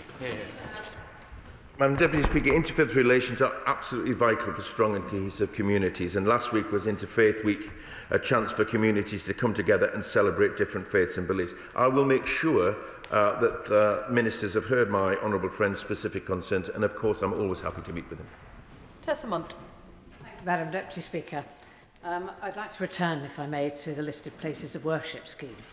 And although departmental policy is to keep grant funding records for 7 years, the Department for Culture, Media and Sport uses grant records only for the last 3 years since 2022, as only that data is considered reliable. I wondered if the Leader of the House will... he will know that the backbench business debates are taken until the next King's speech, and there's a massive queue for Westminster Hall and adjournment debates, but in hope and endless optimism, I might ask him for a debate about financial record keeping, as neither the Secretary of State nor the Treasury can possibly assess the value and importance and impact of schemes like this if they've no idea where the money's gone, and because record keeping is so poor, or it's inaccurate, or the records have been lost. Madam Deputy Speaker, I accept that the backbench business list is long, but adjournment debates are chosen frequently, and I would encourage colleagues to request them and see where they get to. But again, as I mentioned before, Treasury matters are things that she may wish to raise in the budget debate. She doesn't need wait for an adjournment debate. She could raise matters in the budget. Maya Ellis. Madam Deputy Speaker, Preston-based Keytech in my constituency is a British-based and owned technology and engineering company which employs around 50 staff and provides the live update data and displays for almost 80% of all UK rail passenger journeys, including much of the London Underground. Their biggest competitors, Hitachi, Siemens, etc., are all foreign-owned, but when I visited the company last week, their chief executive, Denise Lawrenson, shared that in a recent meeting she'd had with DFT officials, she was advised that while buying local is encouraged in government procurement, there is no firm accountability, leading to many contracts still going abroad rather than investing in British companies and British growth. Would the leader join me in congratulating this brilliant northern tech company on their 26 years of innovation and keeping the UK moving? And might he consider a debate on how this government can put British SMEs at the heart of our growth plans? Thank you, Madam Deputy Speaker. I do join my honourable friend in thanking Keytech for their contribution over so many years, and I also thank her for her assiduous work for her constituents and for businesses in her constituency. We have consulted on further procurement reforms to boost domestic supply chains and create more opportunities for local businesses. She could seek a debate on this, but as I'm busy doing to many of the questions today, Madam Deputy Speaker, is to say we've got 4 days of budget debate in which some of these issues will be particularly relevant. Thank you. Thank you very much, Madam Deputy Speaker. The 1st to the 7th of December is Crohn's and Colitis Awareness Week, being run by Crohn's and Colitis UK on raising awareness and generating conversations about what it's like to live with the condition. Many members in this House will know people, and they will most certainly have constituents who suffer with this condition that will never talk about it because of the stigma about talking about things relating to our bowels. Most people dismiss it as an irritable bowel or something to do with diarrhoea, when in fact it is crippling internal ulcers that generate internal bleeding and blood clots. I have watched my brave wife battle this condition for over 10 years, including 2 life-changing surgeries, the last of which required 9 hours in theatre. This is a disease that is crippling, is debilitating, and awareness is still sadly very low on it. So would the Leader of the House be willing to work across government to look at how, yes, we in this House, but how the government can work with Crohn's and Colitis UK on their Awareness Week so that we can all play our role in raising awareness of what this condition really is? Grateful, Madam Deputy Speaker, for the way in which the honourable gentleman has raised this. He's absolutely right to bring this to the floor of the House. It is a really debilitating condition, and it will affect a large number of people across our constituencies. I will join with him in any way that we can to work cross-party in order to highlight that during that week. But also, I think it's at this point I'll offer a meeting with ministers, actually, so that you can speak to them directly, not just about the scale of the problem, but also about what we're doing to tackle it. Conor Rand. Thank you, Madam Deputy Speaker. My constituent Naomi was a victim of extreme online stalking, slander and harassment for several years, which had a profound impact on her mental health. And despite the perpetrator pleading guilty, it took 3 years until they were finally sentenced to prison last month. The ordeal has shattered Naomi's faith in our criminal justice system. So could we have a debate in government time for support for victims of online stalking and harassment? Thank you, Madam Deputy Speaker. Can I thank my honourable friend for raising such an important issue and to say our thoughts are with Naomi and many others who find themselves in this terrible situation. We have introduced measures to tackle stalking. We're currently undertaking a review of stalking legislation to ensure that it is fit for purpose, and our violence against women and girls strategy will also cover online and offline stalking as well. And if my honourable friend seeks a meeting with ministers to look into this further, I'm sure he'll be successful in getting one. Ellie Chance. Thank you, Madam Deputy Speaker. The UK is coming under intense scrutiny at COP30 for saying one thing in public but doing the opposite in private by apparently blocking progress on the Belém action mechanism to secure fossil-free jobs, to secure workers' rights, communities and our planet. And this is despite the Prime Minister, his statement to COP saying, literally, the UK is all in on embracing opportunities. So can we please have an urgent debate on how a shift in the backroom position of the UK could unlock negotiations, rebuild trust and align the government's actions with its public commitments? Thank you. Madam Deputy Speaker, there is absolutely no difference between what the government is committed to and saying publicly to what we are saying in private. Some of these issues, of course, require a great deal of diplomacy. The Prime Minister himself went to COP30 and the Energy Secretary too. And when the Energy Secretary returns, I would expect one of them would make a statement on COP30 and she'll be able to put those points to them directly. Lewis Atkinson. Thank you, Madam Deputy Speaker. Our creative industries offer huge opportunity for economic growth, and the Crownworks Film Studio in Sunderland would be a box office smash for jobs across the North East. Last year, the Chancellor premiered investment to prepare the site, adding government support to that of our Labour Council and elected Mayor. That release was critically acclaimed, but people are crying out for a sequel. So will the Leader of the House confirm that there will be time in the budget debate to discuss growing the creative industries in the North East? And, as a political A-lister, will he help me to ensure that we roll out the red carpet for further investment in Crownworks?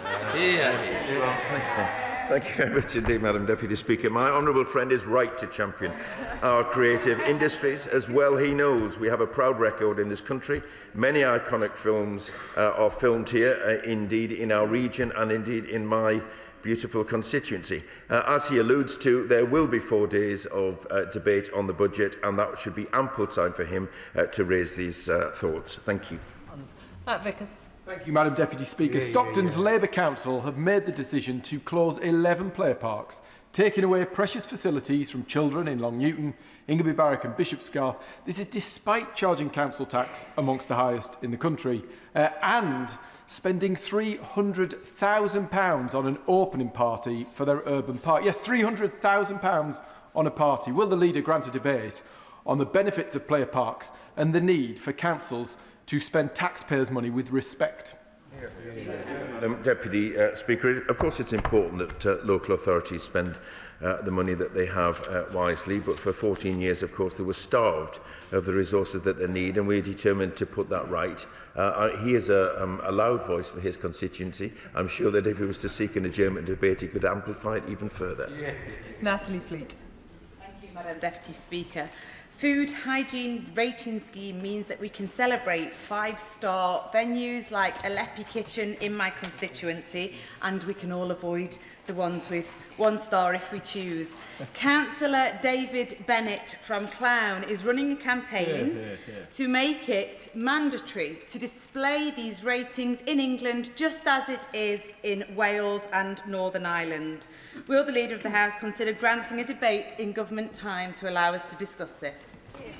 Thank you, Madam Deputy Speaker. My honourable friend raises some important matters, as does indeed her constituent David Bennett. This is the sort of issue I would have thought that applying for a debate, either a Westminster Hold adjournment debate or indeed a backbench business debate, would allow further discussion of that. Max Wilkinson. Thank you, Madam Deputy Speaker. The last general election gave us an extremely disproportionate result, with the government getting a massive majority on just a third of the vote. Current opinion polls show us that the next election is due to be even more disproportionate, with the party that's currently leading the polls likely to get a majority on around about 30%, perhaps even less. Given that that's the case, and given that there's huge support among the Labour Party for voting reform, for proportional representation, and the Honourable Member for Clacton himself supports proportional representation, isn't it time that we had a proper consideration in this House of changing the voting system so the next election is not a disaster for democracy? We've had many discussions, Madam Deputy Speaker, and in fact the opinion was tested on whether or not the country wanted to change on these matters, and they decided that they didn't. The government doesn't have any plans to bring that forward, but that doesn't mean that the debate won't go on. Douglas McAllister. Thank you, Madam Deputy Speaker. Will the Leader of the House join me in again congratulating the Scotland men's national football team in qualifying for the 2026 World Cup, an entire team of heroes, however, not least from my West Dunbartonshire constituency. John McGinn, a former pupil of my old school, St Columbus Clydebank. Does the Leader of the House recognise that we've got McGinn, Super John McGinn? He's Stevie Clark's man, he's better than Zidane. Does the Leader of the House agree he is in fact Super John McGinn, and congratulate the entire team? I do, Madam Deputy Speaker, congratulate the entire team, John McGinn and everyone involved, and I just gently remind him, if my memory serves me correctly, Steve Clark was in fact a Sunderland manager and perhaps honed his skills when he was there. But I just also gently remind anyone that didn't hear before, last time they qualified, Scotland qualified, was 1998. Last time England won the World Cup was 1966, and the link there, of course, is both times had a Labour government. Vicky Slade. Thank you, Madam Deputy Speaker. Will the Leader of the House join me in congratulating Jacques Jeffries, a grandson of my constituent Susan Jeffries, on his selection for Team GB at the Winter Olympics in February, but share my frustration that he has to set up a fundraising page to make it financially possible to go? Madam Deputy Speaker, in the week that Scotland reach the World Cup and England start the Ashes campaign down under, will he recognise the soft power of sport and agree to a debate in government time on how we fund athletes, retain our place on the world stage and help those like Jacques fulfil their ambition? I do wish Jack and all of the athletes all the success in the world, Madam Deputy Speaker. We're very proud of all of them. Of course, sometimes funding is a major issue. The government is trying to put that right because we have great faith in our young people and in particular the importance of sport in their lives. If she wishes to look for a call for a debate on these matters, I'm sure there are many others across the country that through their MPs would be able to make similar points. Thank you, Madam Speaker. This is National Road Safety Week, and soon the government will unveil its much-anticipated road safety strategy. In my constituency of Rosendale and Darwin, road safety is now the issue most often raised with me and our neighbourhood police. Yet when we raise these concerns with reform leadership at Lancashire County Council, they consistently refuse to take action. Their policy is to wait for accidents to take place, stating there needs to be at least 10 collisions, of which 20% must be killed or seriously injured before they act. This flies in the face of common sense as an insult to our residents that see close calls and near misses every day. We must listen to our communities, and I've been calling on the leadership of Lancashire County Council to work with me on this, but so far they refuse to even meet. Road safety should be above local politics, and so would the Leader of the House agree to a debate in government time on this important matter? Deputy Speaker, I thank the honourable friend for raising this question, which is timely, in Road Safety Week, and also thank him for all the work that he does on behalf of his constituents. Lancashire-led reform-led Lancashire Council comes up quite frequently, Madam Deputy Speaker, and as I've said before, but I'll repeat, it does appear that they've over-offered and they are under-delivering. If they won't meet my honourable friend, which I find astonishing actually, because whoever the leadership in a local authority is, they should be meeting with MPs. If they won't meet with it, I'm sure a Transport Minister will. Victoria Collins. Thank you, Madam Deputy Speaker. 12-year-old Holly Goodwin from Margate last week won her category of age champ in the trampolining and tumbling championships in Pamplona in Spain for Great British Gymnastics. Like my honourable friend, her family had to raise money for her to go there because they don't get funding until she's 18. Will the Leader of the House join me in congratulating Holly, but also help me to secure a meeting with the Minister to see how we can support young people in sport, especially young girls and women? Thank you, Madam Deputy Speaker. I do congratulate Holly, and as I said before, everyone else involved in success in sport. So there's two from the same side of the chamber, so that's the beginnings for perhaps a debate. But actually, she raises an interesting point. I think ministers will be available to meet with the honourable ladies so that they can raise these issues with them directly. Chris Webb. Thank you, Madam Deputy Speaker. Blackpool Council have asked for residents' views for the most ambitious and exciting regeneration project in our town's history. In less than a week, over 2,500 residents have signed my petition calling for Blackpool to build a world-class arena on the empty site on the Blackpool Central area, backed by local industry experts and local artists. A venue like this could hold major concerts, e-sport tournaments and international sporting events, and secure Blackpool's legacy as a destination for world-class entertainment. Does the Leader agree with me that a project of this scale could be transformational for my hometown, which is in desperate need of an economic boost to tackle the highest level of deprivation in a place in this country? Thank you, Madam Deputy Speaker. He knows I share very much his concern about the state of some coastal towns, but also our ambition to make them better as we go forward. He is a tireless campaigner for Blackpool. There is clearly potential in the scheme that he talks about for economic growth, investment and jobs in his constituency. They are all things that this government wants to see in every part of the country and including in coastal areas like Blackpool. I think this probably falls within the parameters of a contribution to a budget debate, actually, because supporting coastal towns is a very, very important part of what the government is seeking to do. Babarindi. Speaker, today is Transgender Day of Remembrance, yet today is also the day where leaked EHRC guidance of single-sex services shockingly indicates that people could be challenged on their sex because of, quote, their appearance, behaviour or concerns by others, and turned away if, quote, there is any doubt that they are telling the truth. This would unacceptably result in trans, non-binary and potentially anyone being questioned because of how they look and would be unworkable for businesses and service providers. So will the government commit to putting a workable and inclusive proposal before this House so that Liberal Democrats can protect hard-won rights and dignity? Deputy Speaker, and before I answer the question, may I just wish the honourable gentleman all the very best wishes, having got engaged this week, indeed in this very chamber.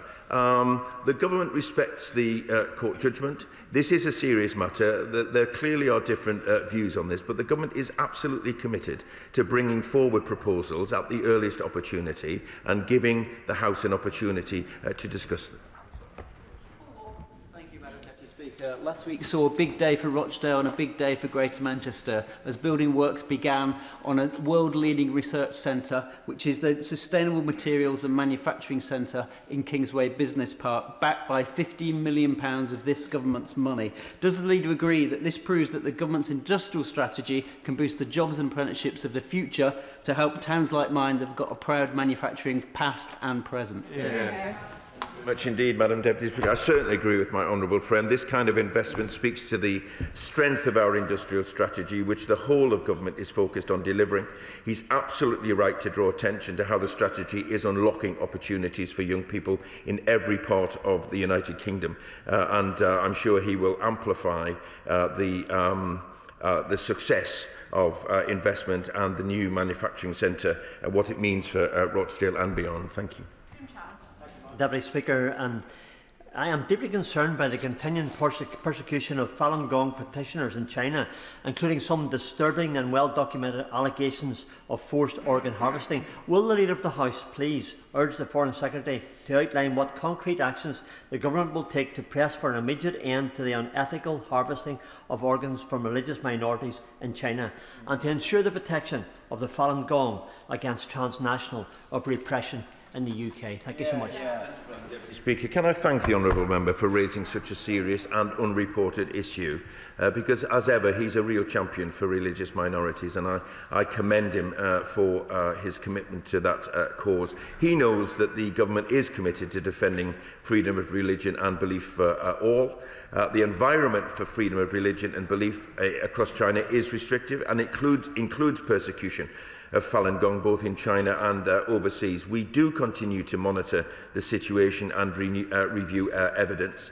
And if, as he reports, these matters are true, then it would constitute a serious violation of human rights in our view. I will draw it to the attention of the Foreign Secretary, but he may also have noticed that Foreign Office questions are on the 2nd of December. Patricia Ferguson. Thank you, Madam Deputy Speaker. As we celebrate International Men's Day, can I ask the Leader of the House to join me in thanking the staff and volunteers of Men Matters in Drumchapel, who offer social, financial and emotional support to men. But can he particularly join with me in thanking Ian Sproul, who ran 10 marathons in 10 days to raise funds for the organisation? And would he be so kind as to consider visiting the organisation the next time he's in Scotland? Indeed, Madam Deputy Speaker. First of all, can I thank my honourable friend for raising this point. It is a serious one, and absolutely join her in thanking everyone involved at Men Matters for their important work and indeed the success of Ian Sproul. I'm sure that she, as the whole House knows, this week is England's first ever men's health strategy. As for her invitation, should I find myself in Scotland, I'd be delighted to accept. Collier. Thank you, Madam Deputy Speaker. Can I warmly welcome the Government's commitment to reform of business rates to boost our high streets. In New Toxteth, we have a situation where one street faces much higher rates than other parts of the high street where other businesses are exempt. This is negatively affecting owners like Joe that runs Fuelled Coffee. Could the Leader of the House find a time for a debate on how we can support community businesses like Fuelled before the new system comes into place? Deputy Speaker, the Government is absolutely committed to supporting local businesses and local high streets, which is why we are seeking to protect high streets by creating a fairer business rate system. He will know that at the end of this month we will mark Small Business Saturday, giving us the opportunity to further celebrate the small businesses in our communities. Should he seek to raise this matter either through a debate of his own or indeed through the budget, then I'm sure it will be a popular topic. Mark Sewards. Thank you, Madam Deputy Speaker. Like my honourable friend, the member for Southend Weston Lee, who's no longer in his place, my inbox is filled to the brim with emails about fireworks. Now, when enjoyed as part of professional displays, as part of national holidays, they can be absolutely magnificent, but my constituents are concerned that they're actually being deployed well outside of normal hours and well outside of holiday times. So on behalf of my constituents, those with PTSD, those with autism, veterans and families with pets that have all contacted me, can I press the Leader of the House for an urgent debate on this issue, on the need to update firework regulations for the modern era? Deputy Speaker, the honourable gentleman is right to raise this issue. He's not the first today, and he's certainly not the first over the past few weeks. This is an important matter, particularly at this time of year. It is true that there are rules around the use of fireworks, but as we all know, they're not always kept to. So this would be a popular topic for debate, judging by the number of people who raise it with me. As I suspect, it's an important question on Scottish football. Richard Baker. Thank you, Madam Deputy Speaker. Will my right honourable friend not only join me in congratulating the famous and heroic Scottish football team on their qualification for the World Cup this week, but also the charity Fife Gingerbread. in my constituency, who this week were also successful as finalists in the Centre for Social Justice UK Charity Awards, recognised for their stargazing strategy and brilliant work to tackle child poverty and promote employability for lone parents. So will you consider allocating time for Parliament to debate how we can best support the vital work of third sector organisations in providing employability programmes? Mr. Speaker, I certainly join him in congratulating the Scottish football team for the first time since 1998 qualifying for the World Cup, and in case he needs reminding, there was a Labour government then too. I'll absolutely join my honourable friend in congratulating Fife Gingerbread Charity for making it to the Charity Award finals, and I want to thank them and volunteers across, charities and volunteers across the country for the vital work that they do to support families and in tackling child poverty. And I thank the Leader of the House for his responses this morning. There will be a few moments for the front benches to swap over.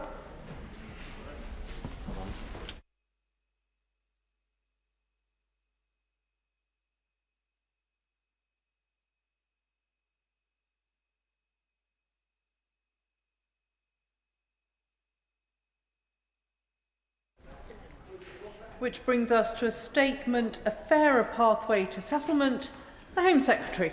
Yeah. Thank you very much, Madam Deputy Speaker. With your permission, I will make a statement on a fairer pathway to settlement for migrants. The story of migration in this country is woven through my own. My father came here in the early 70s, my mother a little less than a decade later. Both came to seek a better life, and they found one here. In time, while always proud Kashmiris, they became British citizens themselves, Brummies too, and they brought up 4 children just as proud to be a part of this country and that great city as them. This is not just my story. This is the story of many of my constituents in Birmingham Ladywood, and it is the story of many millions more across this country. I, and so many others like me, are patriots. Mine is a love of a country that is forever changing, while something essential about us always endures. It is a patriotism that finds room for those who trace their roots back many generations and those who, like me, do not. But I worry that this broad patriotism is, for some, narrowing, and that a vision of a Greater Britain is giving way to that of a littler England, as anger turns to hate. Some will choose to scorn this analysis. They would rather we simply wished it away. But those who look like me do not have that luxury. Our lives and the lives of our families are more dangerous in a country that turns inwards. So we have no choice but to ask, what is the cause of our division and how might this country be united? As I said earlier this week, the pace and scale of migration in this country has been destabilising. I spoke on Monday of the 400,000 who have claimed asylum since 2021. But that figure pales in comparison to the net migration figure in the same period. In that time, 2.6 million more people moved to Britain than left. To place that in perspective, around 1 in every 30 people in this country arrived in those 4 years. This is the result of the extraordinary open border experiment conducted by the last Conservative government. In that period, now sometimes called the Boris wave, immigration controls were drastically lifted. This was most notable in the case of the health and care visa, where minimum salary requirements were dropped. An attempt to fill between 6,000 and 40,000 jobs led to the arrival of 616,000 individuals between 2022 and 2024. Over half were not even filling jobs in the sector at all, but were rather dependents of those who were. And abuse, as any Member of Parliament can tell you, was rife. I would think my support for migration need not be stated, but after some of the questions I faced on Monday, I think I had better do so. Migrant communities have, for generations, been woven into the tapestry of British life. While I will never believe in assimilating communities, we have achieved cohesion because different communities have integrated, retaining their distinction within a single pluralistic whole. This makes demands of those already here to remain open to new arrivals, but more than that, it demands something of those arriving. To settle in this country forever is not a right, but a privilege, and it must be earned. Today, that is not the case. Settlement, or indefinite leave to remain, comes almost automatically after 5 years' residence in this country. At that point, a migrant gains access to many of the rights of a British citizen, including to benefits. As a result of the unprecedented levels of migration in recent years, 1.6 million are now forecast to settle between 2026 and 2030, with a peak of 450,000 in 2028. It's around 4 times higher than the recent average. That will now change. As this government announced in its immigration white paper, the starting point for settlement will move from 5 years to 10. To ensure this is earned, new criteria will be added, which will act as a disqualifying bar for those who do not meet them. Firstly, the applicant must have a clean criminal record. Secondly, they must speak English to A-level standard. Thirdly, they must have made sustained national insurance contributions. And finally, they must have no debt in this country.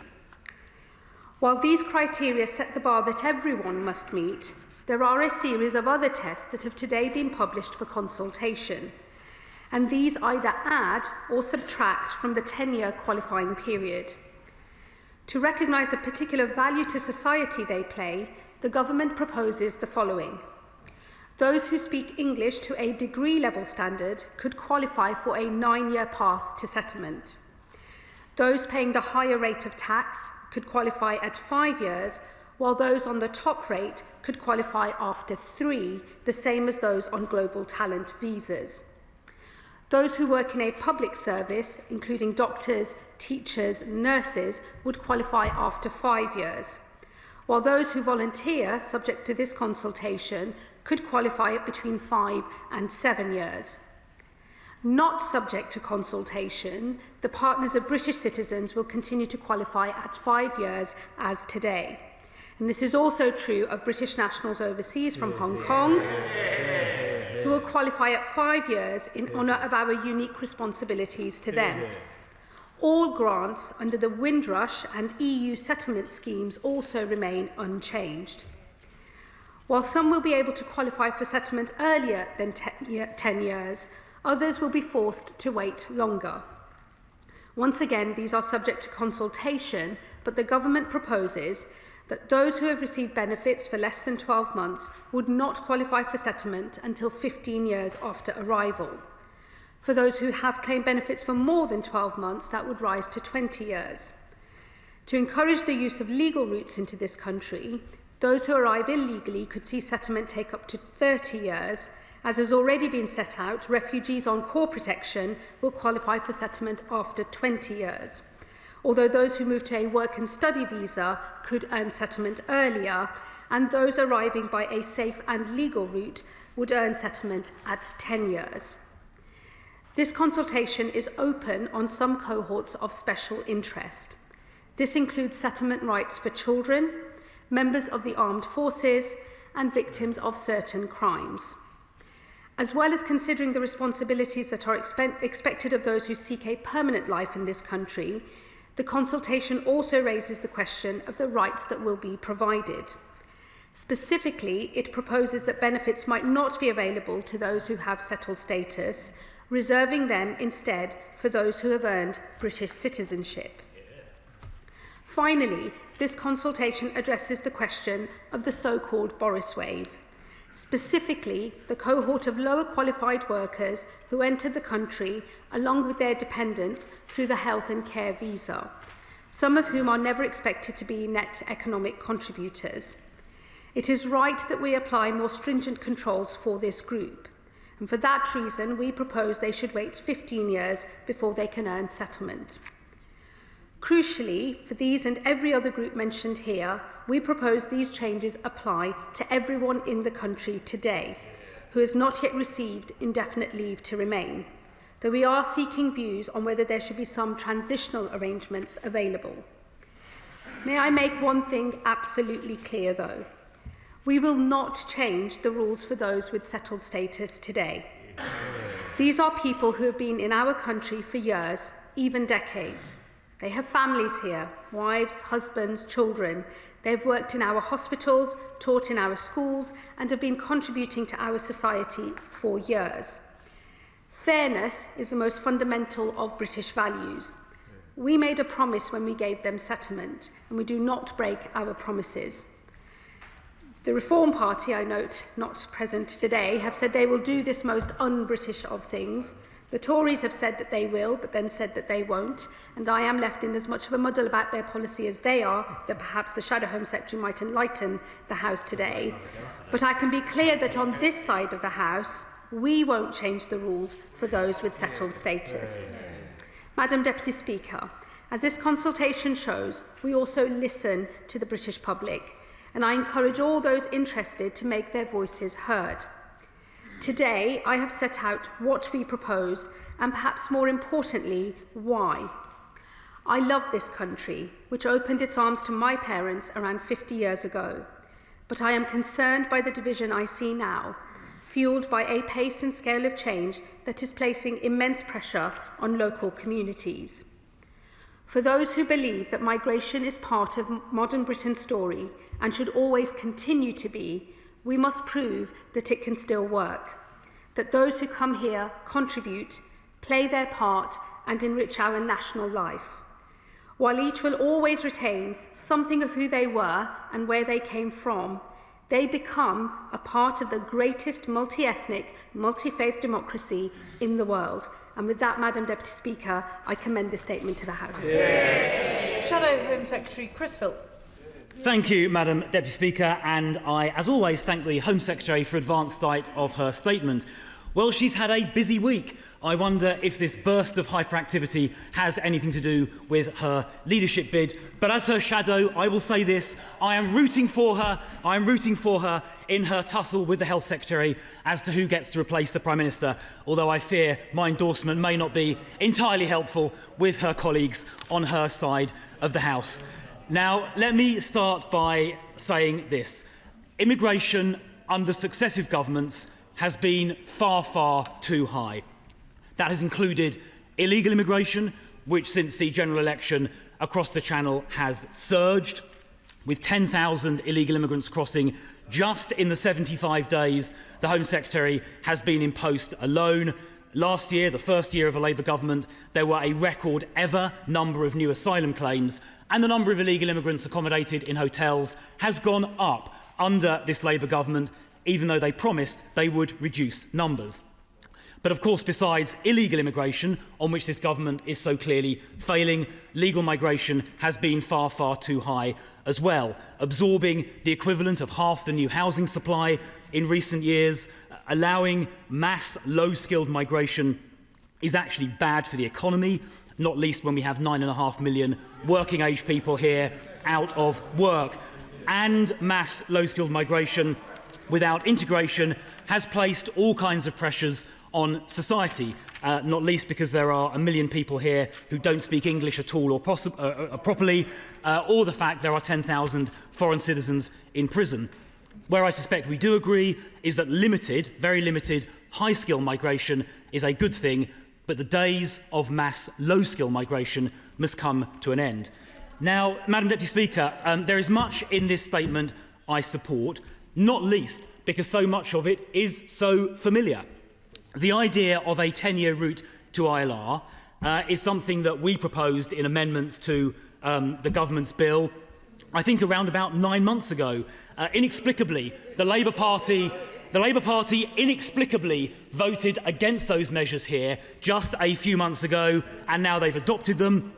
We also proposed removing benefits from foreign citizens, including those on ILR who don't have British citizenship, and this consultation document now looks at doing the same thing. So I am delighted, Madam Deputy Speaker, to see that the Shadow Home Secretary, upon arrival at number 2 Marsham Street, has got out the copy and paste function on her laptop and started copying and pasting conservative policies.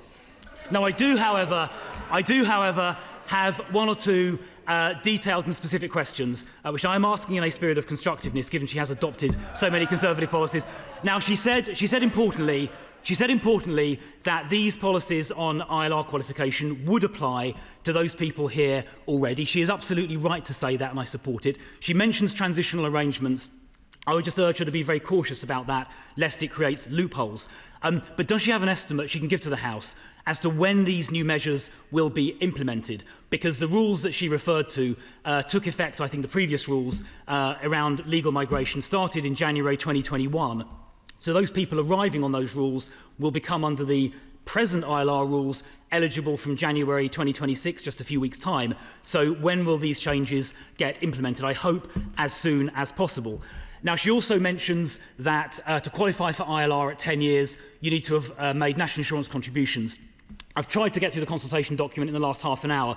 I think I'm right in saying that the qualifying threshold is to have earned £12,570 for a period of 3 years. She'll perhaps correct me if I've got that wrong. But that does strike me as a very low level of earnings, and I would urge her to consider setting that level higher. £12,500 for 3 years would not represent a net economic contribution to this country. I think that threshold should be set a great deal higher, and I would urge her to seriously consider that. Now, she also mentions the possibility of volunteering, getting people ILR at 5 years rather than 10. We know how people game the system when it comes to immigration, for example, by pretending to convert to Christianity to get asylum. So I would urge her to just draft those rules very carefully and be extremely cautious about that, lest she creates some loopholes. I would also ask her to consider adopting one last Conservative policy, since she appears so enthusiastic about them, and that is to introduce a binding cap on legal migration, voted for by Parliament each year, so this House can democratically decide what the level of inward migration is. She's adopted so many of her other policies. I strongly urge her to adopt that last one as well. Home Secretary. Well, Madam Deputy Speaker, I suppose I should start by saying I'm pleased to see that the Leader of the Opposition let the Shadow Home Secretary have a go today. He seems rather overly concerned about my personal future. May I suggest that he should worry about his own and that of his party? And one good way to secure the potential future of the Conservative Party would maybe start with an open and honest acknowledgement of their track record in government. Yeah. Dare I say it? Maybe even an apology for messing up the system so badly in the first place. I have to say, given their current track record, they barely have the right to ask questions, let alone propose solutions. Like settlement, it's my view that you have to earn the right to offer solutions, and I would say to him one way of earning that right would be to apologise for what the Tories did first and foremost. He asked a specific question in relation to when these changes will come into effect. It's a 12-week consultation. It will end in the middle of February, and we would anticipate making changes and to begin the phase-out of those changes once adopted from April 2026 of next year. As he knows, the immigration rules usually change twice a year, every year, and that is when we would begin to start making some of those changes. Some potential changes would require technical fixes and solutions that may take a little longer, but the intention is to start from April of next year. He made the point on the qualifying threshold around £12,000. He will note that that's the national insurance contributions threshold that we have used, and that is specifically because that is one of the quickest ways to establish whether somebody is in work or not. So it's designed to give an indication of the period spent in work. He will, of course, know that there are different income thresholds for the different routes by which people can come into the country, and those are not being changed.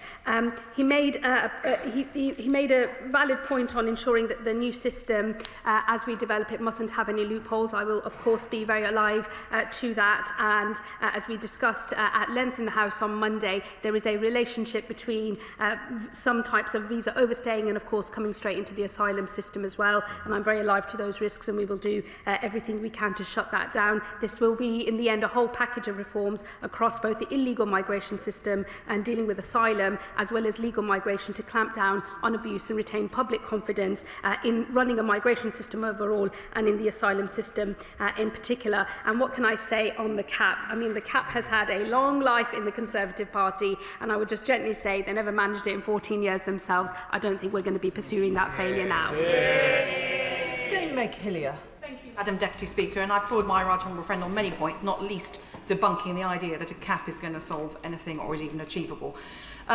Madam Deputy Speaker, there's a lot of detail in this, but one of the issues now is that people currently going through the system have to apply repeatedly to extend their discretionary leave to remain until they reach settlement status. This is costly for them, cumbersome for the Home Office, and does nothing to help them integrate or work in the community. I've had the opportunity to meet with her junior minister on this issue. Can she give any assurance to the House that the Home Office is looking at this to ensure that those who are welcome here have a less burdensome system to go through, which will also hopefully save money and enable the Home Office to focus on more urgent issues? Well, my right honourable friend brings a huge amount of personal experience to this discussion, having been a minister herself and with a very august track record as a select committee chairwoman. So I will always take very seriously any suggestions that she makes, and I will discuss with my ministerial team the detail of some of what she suggests. I think our principled position is it is right that people pay fees for visa extensions. It is right that we move from a 5-year to a 10-year period, a qualifying period for settlement. We're not consulting on whether we move from 5 years to 10 years. That is already decided policy. What is set out in the consultation are some of the other questions that sit underneath that. But I would happily discuss with her, because I know she has big experience in this area, Home Office capacity and how we build a system that can work effectively, not only in terms of being delivered by the state, but providing certainty for the people that ultimately do want to make their lives in this country. Liberal Democrat spokesperson Max Wilkinson. Thank you, Madam Deputy Speaker. Before I begin, I beg your forgiveness in taking a few extra seconds to reflect on the exchanges in this chamber on Monday. I would like to use the opportunity to put on the record my utter contempt for those who abuse the Home Secretary and anybody else who is abused based on the colour of their skin or their religion. That is not what Britain stands for. The Home Secretary, of course, will choose the language that she wants to use in this debate, and I will choose my language too. The constructive and moderate tone of voice that I and the Liberal Democrats will use in these discussions about immigration will remain, as will our attempts to help offer feedback as and when the government brings forward proposals. The number of Liberal Democrats in the chamber today shows that we are not ignoring this. Indeed, we've got as many in the chamber today as the whole of the Reform Party, and none of them are here. We're aware, as others, of the issues in communities up and down in the country, and for immigrants who live here too. We agree with the Home Secretary that faith must be restored in the immigration and asylum system, as I stated on Monday, and we agree that requires changes to policy. And of course, most of what we're discussing today is distinct from some of the discussions we were having on Monday about desperate refugees and asylum seekers. We also believe that it must be acknowledged that prior to Brexit and the removal of nearly all safe and legal routes, this country had a more rational and controlled approach to immigration and asylum. That party is responsible. We think it is regrettable that the government has not made quicker progress towards building stronger links with Europe in its work on getting control of our immigration policy. And we believe that discussions about regaining control must also come with a proper discussion about the opportunities that provides and the potential risks. Changes to pathways to settlement must be with regard to the economy, to public services and fairness to individuals. We are concerned about the chilling effect some changes could have on the economy. The UK is fast becoming a less competitive place for science and innovation, not least because of Brexit. The cost of a 5-year global talent visa to Britain is £6,000 per person. That is around 20 times more expensive than comparable visas in our competitor countries, where similar schemes typically cost a few £100s. It is no surprise that so few researchers come to Britain on these visas every year. Cancer research alone spends £900,000 annually, money that could be better spent on setting up research labs instead. The government must also be careful about the effect its rhetoric and policy will have on our public services. The NHS is heavily reliant on nurses and staff who are not British nationals. So has the Home Secretary made an assessment of the risks that some will leave, and what steps is this government taking to develop domestic talent in the health and care sector? Thank you. I thank the Lib Dem spokesperson. I don't propose to revisit the detail of our exchanges on Monday, but what I will say to him is I will always listen to constructive contributions wherever they come from in this House, and I will reflect on the points that the Liberal Democrats will be making in order to be constructive. One thing where we will perhaps continue to disagree is I think it's just important we acknowledge that there is concern across our country. It is not made up, and it does demand answers of politicians. And that is a point of, I hope now, agreement between us. I think he made a point in relation to the asylum system. Forgive me, I didn't pick it up directly, so if I don't address it now, he's welcome to write to me on that point. Again, I don't propose to go into the details that we discussed on Monday on the asylum policy statement, but one of the things that I did make very clear is the number of those arriving on small boats in this country is exactly the same almost as the number that overstay visas. So there is a relationship here in the overall migration system between legal migration and then illegal migration, and that overstaying and then coming straight into the asylum system, and in particular into asylum accommodation at the point at which a visa ends and somebody overstays, is a very real problem with very real significant numbers of people doing that, and that is something that I think it is incumbent on us to resolve, and that is what the totality of all of these reforms are designed to do.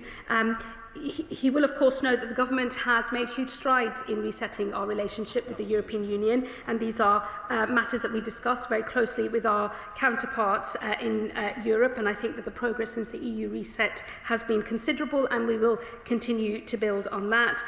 Once again, though, I don't propose to revisit old debates. We live in a new reality, and we are forging a new path ahead.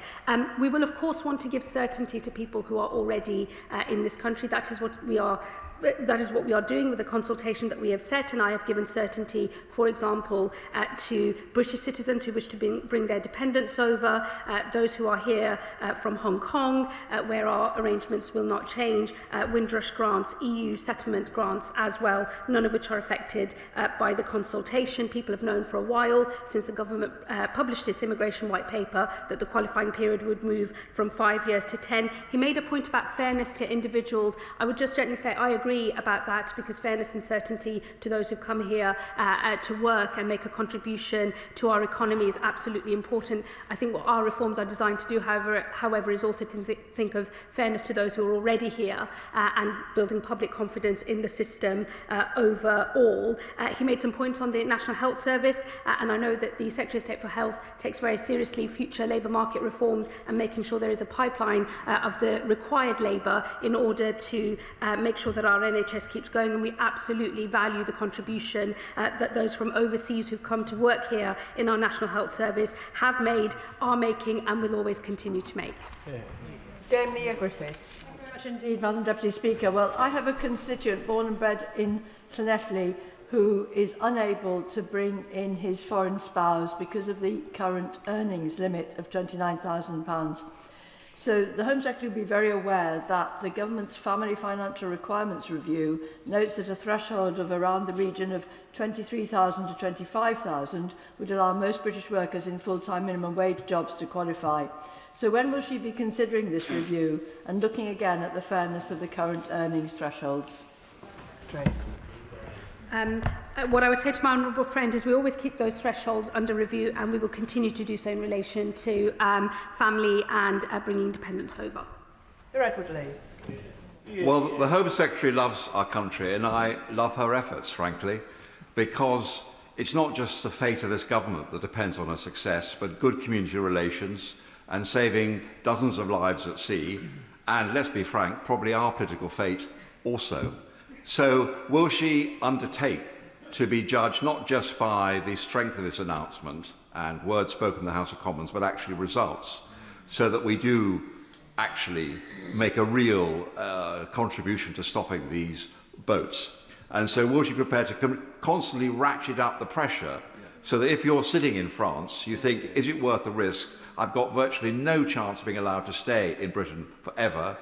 I will have my case reviewed very regularly, every 2 years. I will be sent back where I came from when it's safe, and otherwise I'll go back to return hub. Can we not all agree on that? What I would say to the honourable gentleman is results are all that matters.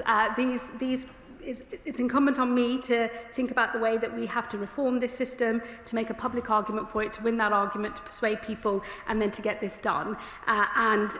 What I care about now is making sure that we can deliver these proposals, and we will do so. And then I need to make sure that the Home Office is in a position to make sure that we can really run a system properly, administratively, and also fairly in the future. That is what matters. This is a low-trust environment for the public. All of us involved in politics know that, and in the end the public have heard a lot of rhetoric from a lot of people, but this government intends to get on and deliver and to win the trust of the British people.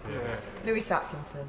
Thank you, Madam Deputy Speaker. Can I welcome the Home Secretary's statement, and in particular what she said about the more than 75,000 nurses who are working in our NHS who arrived in this country since 2021. Those nurses and other healthcare professionals were actively encouraged to come here to fill the gaps left by the previous government's failure to do NHS workforce planning. And since they arrived, they've served our communities and cared for our citizens with distinctions. So can I welcome what she said about maintaining a 5-year route for those who are engaged in public service? And could she just confirm that that would apply to NHS staff like those that I've mentioned? And could she furthermore say that how she will continue discussions with DHSC colleagues to ensure that there will be no unexpected reduction in NHS workforce staffing in the months ahead? Yeah, well, my honourable friend is right about the contribution that those nurses and other staff in the National Health Service are making. He will know that we are consulting specifically on the element of the proposals that relates to public service and that getting you a 5-year discount on the qualifying period. No doubt he will make his own responses to that consultation. We have heard those too. But of course, in the normal run of things, public service would include those who work in our critical public services. Nick Timothy. Thank you, Madam Deputy Speaker. I broadly welcome the changes to ILR, but I seek clarification about whether there will be revocation for those already settled who break the law.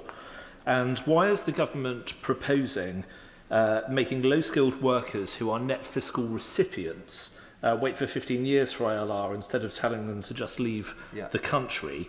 And on the broader question of immigration, the government says it wants to get the numbers down. The Boris wave was a disgrace, that is correct.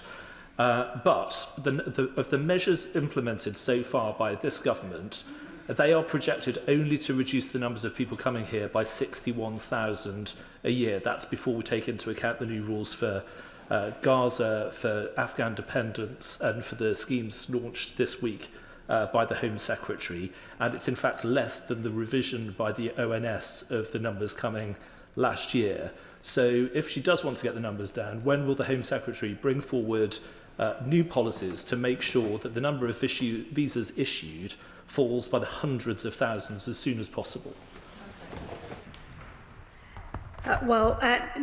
The ability to revoke indefinite leave to remain, those powers are not going to change as a result of this, and he will know that the specific provisions in relation to foreign national offenders are also going to be unaffected. Separately, we are going to review the threshold in relation to criminality because the current rules have worked on the basis that you cannot qualify for indefinite leave to remain if you've received a sentence of 12 months or more. But given the changes that are being brought forward in the sentencing bill and others, we will be looking at all of that threshold in its entirety. He's raised a point around retrospectivity.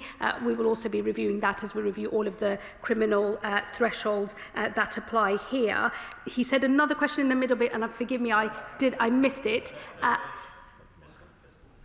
Well, if he will write to me, I will come back to him because I think he's asking about wage thresholds. He made a final point, which I did pick up, which was around modelling and essentially the numbers that we're talking about and whether 61,000 a year reduction is the right number. Let me just say to him, look, I will be coming to this House on a regular basis to be held to account for the delivery of these reforms and those that I set out on Monday in relation to the asylum system. It's a big package of reforms taken together. These are the biggest changes to settlement since 40 years, and the asylum package is also, one of the biggest packages of modern times. The combination of the two, I think, is going to keep modellers and others very, very busy over the coming months. But what I will promise the House is we'll be transparent on the data, on the numbers, and what our proposals will mean in practice. That will inevitably change as we design the new system as well, but they will always get transparency from me in this House. Stella Creasy. Thank you, Madam Deputy Speaker, and I agree with the Home Secretary that our immigration system needs reform and that people are concerned about it. I think we should also be very clear in this House that we recognise the benefits of immigration to our country, the talents, the jobs, the entrepreneurship it brings in, and that nobody would ever argue that we will bring this country together by tearing families apart. On that basis, then, it is very welcome to hear the Home Secretary commit to a 5-year pathway for partners of British citizens, something that for many of my constituents has been a deeply concerning thing, because they wouldn't ever wish the state to tell them who they could fall in love with. But given that some of those people are on different visas here, can she clarify the 5-year term, how that will be calculated, so that we don't inadvertently end up penalising people who fall in love with somebody who came on a worker's visa but has been here for 5 years? Love is love. Let's make sure in this country we welcome it. None of the rules about marriage in country, as it were, are going to change. But I'd be very happy if she wants to send me some of her constituency examples to have a look at that. I think it's important that we have a distinction between what citizenship unlocks as a set of rights for British citizens compared to those who are working here, who may not have settled status, who may acquire settled status. I think it's right that in the consultation we open a question about what is unlocked in terms of the British state and your rights here at citizenship as well as at settlement. But I'd be very happy to discuss these matters with her in more detail, and I'm sure I will do so over the course of the next few months.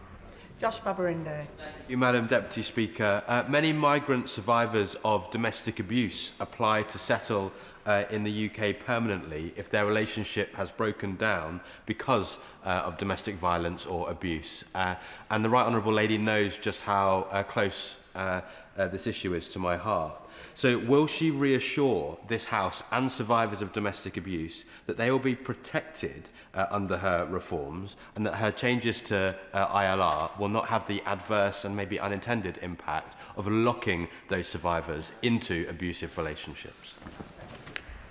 Well, firstly, let me put on my record congratulations to the Honourable Gentleman for his engagement. Let me also say, he is an assiduous campaigner based on his own experiences in relation to domestic abuse, and he and I have had many debates across this chamber on those matters before, and I respect very much the perspective he brings and the way in which he constructively engages in the debate. I can give him that assurance. We will continue to have pathways to settlement for victims of domestic violence and other vulnerable groups as well. And what we're seeking to do in the consultation is to invite views and perspectives about how some of the changes might have perhaps unintended consequences and how we can ensure that those pathways continue to exist in the future. And I'm sure he will be engaging with the consultation in that regard. Alison Taylor. Thank you, Madam Deputy Speaker. Can I agree with the Home Secretary that fairness must be at the heart of the immigration system, but can I ask her to say a little bit more about the route to settlement for the Ukrainian families who generous constituents of mine have opened up their doors to following the horrific invasion of their country? Well, friend, nothing we've said today changes the position of those who've come to this country on the Ukrainian scheme. That is a bespoke scheme for the people who've arrived here from Ukraine.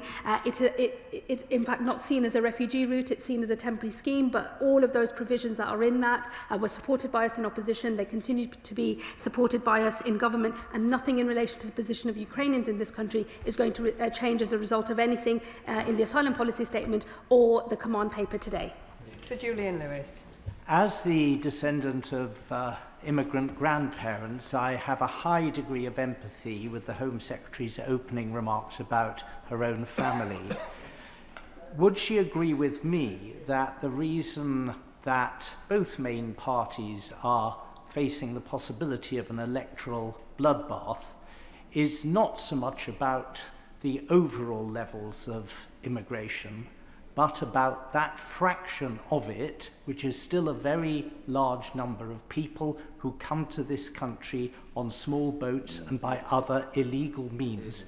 We do not know what they believe, we do not know what values they have, and in many cases, because they destroy their documents, we do not even know who they are.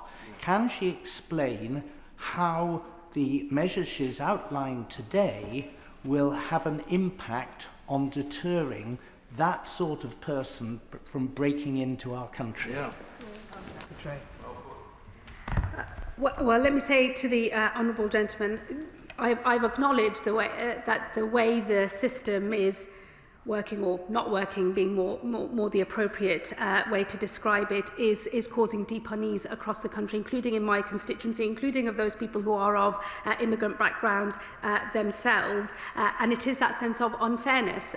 A lot of people in my constituency regularly report to me what they see as abuse of visas, overstaying as a particular problem. Others are more concerned about small boats. I acknowledge that those concerns are legitimate and real and felt deeply across the country. That's why I think it's so important that we rebuild public trust in the overall system, both dealing with illegal migration and legal migration as well, based on the principles of fairness and contribution, and give public confidence that the rules that we have can be maintained, can be enforced, and that they will be followed properly.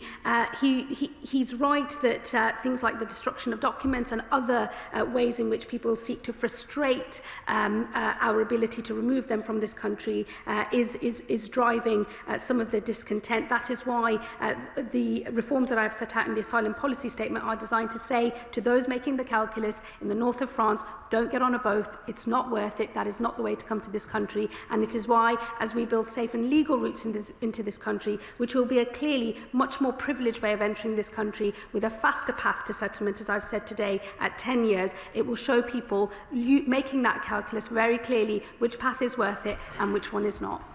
Barry Gardner. Thank you, Madam Deputy Speaker. I welcome the assurance that the Home Secretary has given to those who have achieved indefinite leave to remain and have settled status in this country. That certainty is really important.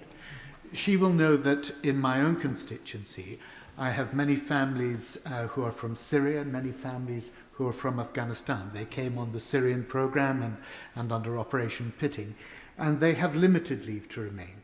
But they are deeply worried, from what the Home Secretary said, as to whether they will ultimately be deported from this country. Can she give assurance to those who are currently seeking ILR, who came on those programmes, that they will be able to follow the path that was set out for them when they arrived?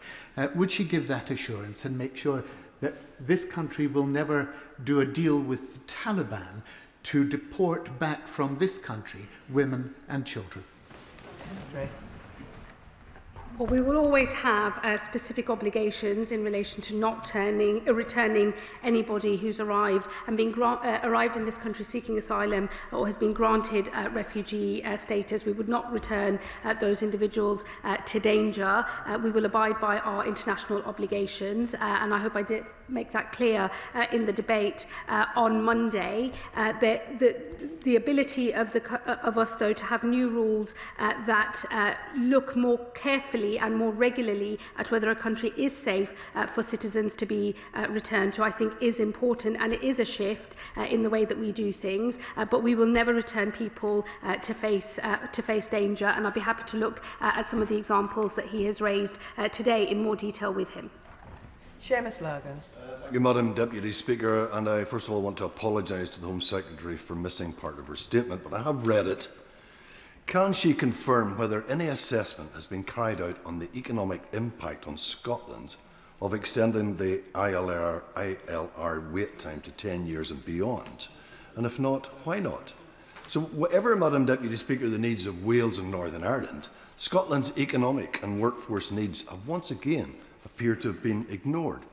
Does the Home Secretary understand that such a blanket policy risks exacerbating skills shortages, threatening vital sectors and making it harder for communities to thrive? And incredibly, for a so-called Labour government, this lurch to the right now appears to favour the wealthy over the less wealthy. Secretary. Really, Madam Deputy Speaker, he will know that immigration is a reserved matter. That will not change. The thing that's holding back the labour market in Scotland is skills and education policy, which is devolved, and it's on the SNP to sort that out. Natalie Fleet. Thank you, Madam Deputy Speaker. In 2024, in the run-up to the election, I knocked on door after door where they told me that they were absolutely sick of our broken immigration system that we had inherited from the Tories, and they did not trust reform, who aren't here today to tackle. I welcome the intervention from our Home Secretary. Does the Home Secretary agree with me that in order to be the open, tolerant and generous country that we know that we are, we must get order and control at our borders? My honourable friend is absolutely right. This is an open, tolerant and generous country. And what I've acknowledged in the reforms I've set out both today and on Monday is that there is a condition to unlocking the full extent of that openness, that tolerance and that generosity. And it is about having order and control at our borders, a fair, managed asylum and immigration system where the principles of fairness and contribution are at the heart of it. That is the way that we can prove to the public it is possible not just to have an asylum system at all, but one that they can also be proud of.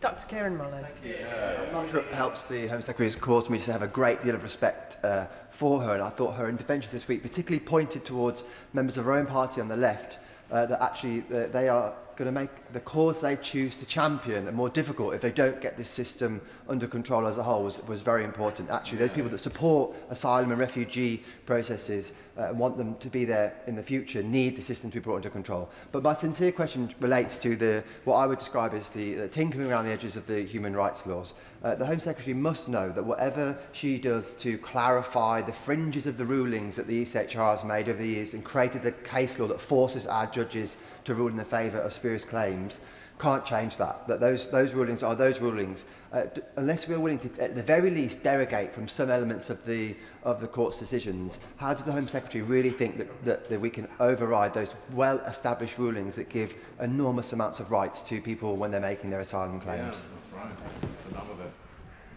Well, look, I think he and I have an obvious point of difference on the European Convention on Human Rights.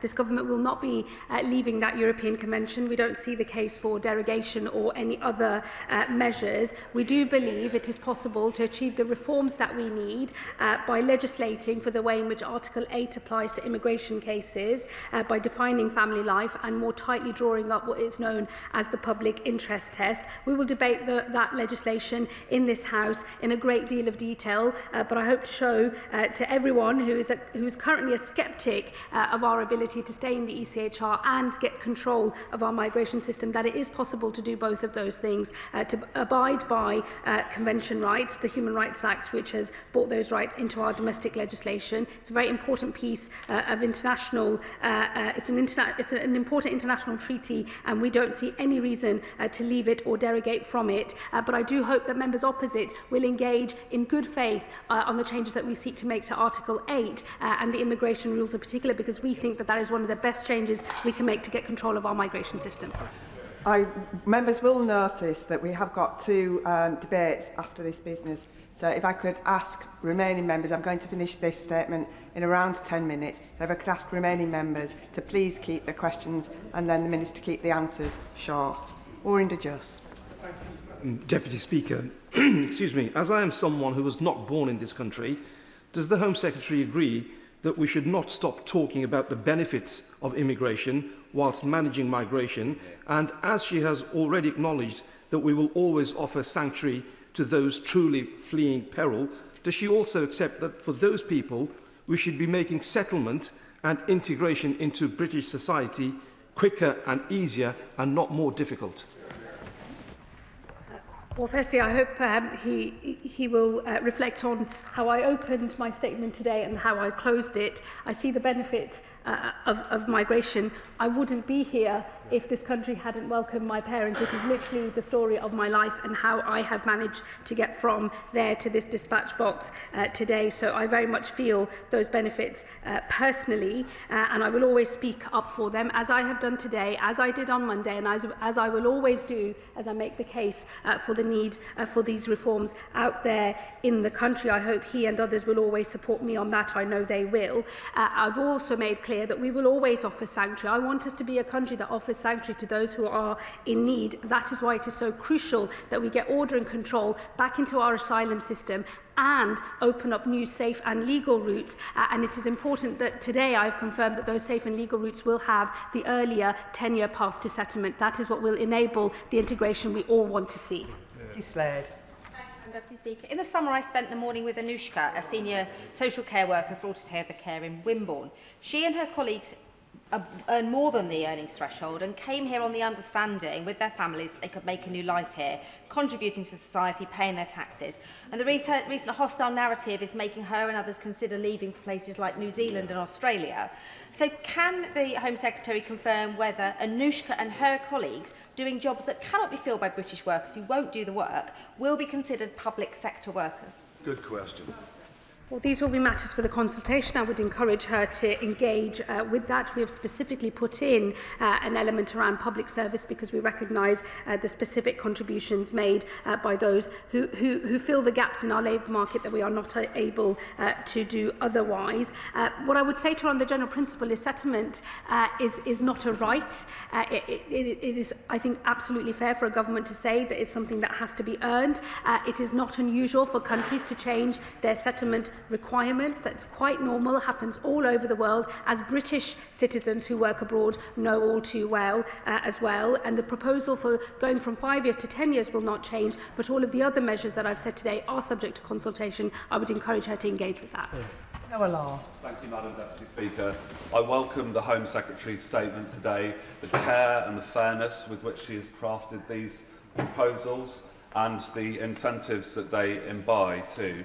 Because from my work on the International Development Committee, I've seen the immense negative impact of global displacement and the lost over $20 billion of economic activity every year from developing countries. And then, of course, there's the impact, too, of asylum accommodation on our overseas assistance budget.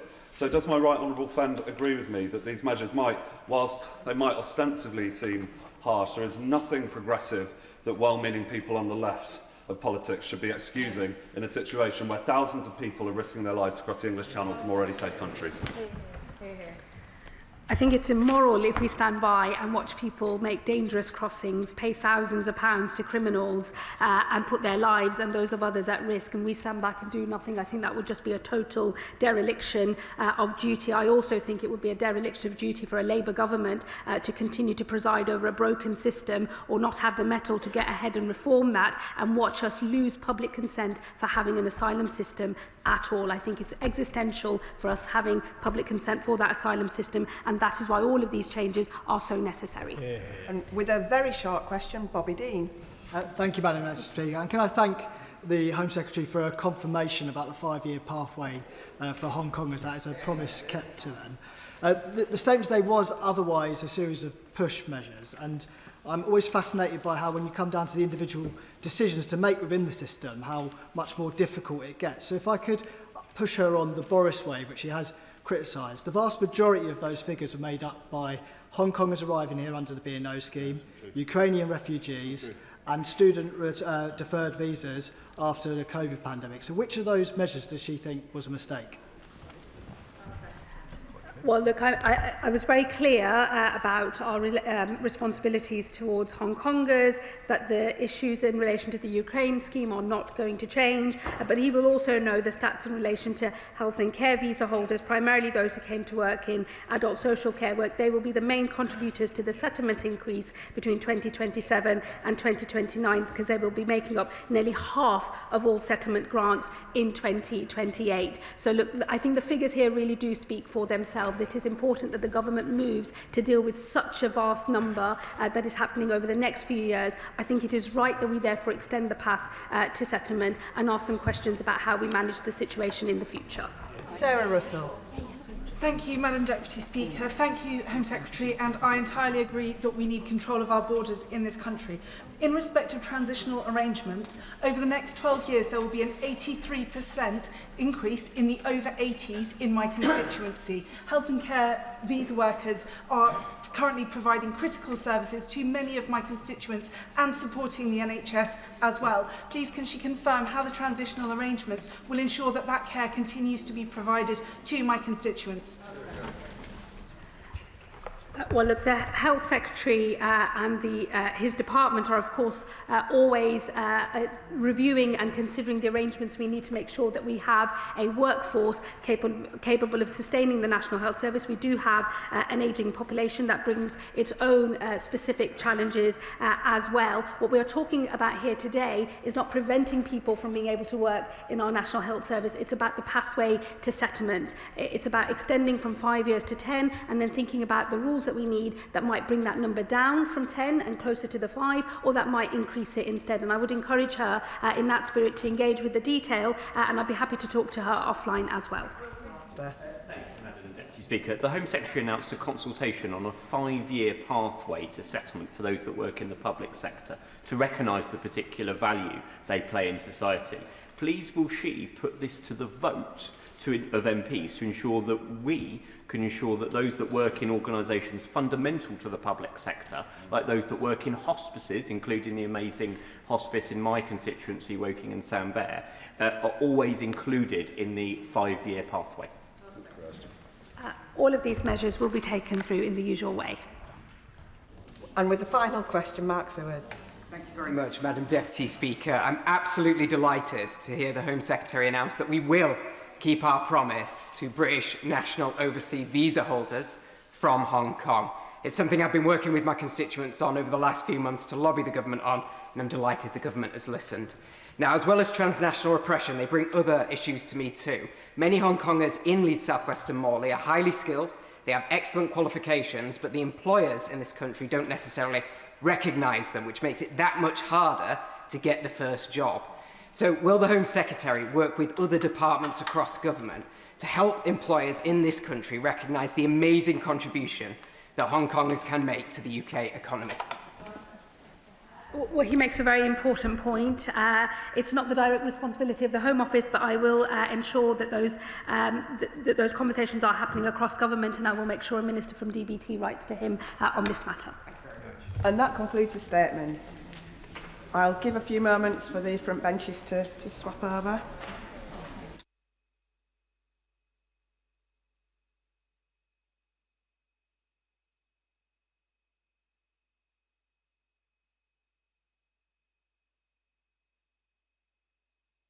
Welcome to the Select Committee statement on behalf of the Justice Committee. Andy Slaughter will speak for up to 10 minutes, during which no interventions are taken. At the conclusion of his statement, I will call members to ask questions on the subject of the statement. These should be brief questions, not full speeches. Can I emphasise that questions should be directed to the Select Committee Chair and not the relevant Government Minister? Front benchers may take part in questioning. I call Andy Slaughter. Thank you very much, Madam Deputy Speaker, and I thank the Backbench Business Committee for allocating time for me to make a statement on behalf of the Justice Committee. This is the 7th report of the Committee on Rehabilitation in Prisons. This time last year, the Justice Committee began its principal inquiry to look at the crisis of reoffending against the backdrop of a broken criminal justice system. Around 80% of all offending is reoffending.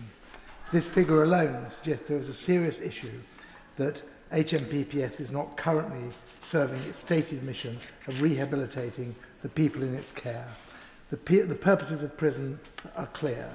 They include punishing, protecting the public, and rehabilitating offenders. The opportunity for offenders to be rehabilitated in prison should not be considered a luxury. It is a fundamental necessity to ensure that those who have done their time can return to society as law-abiding citizens.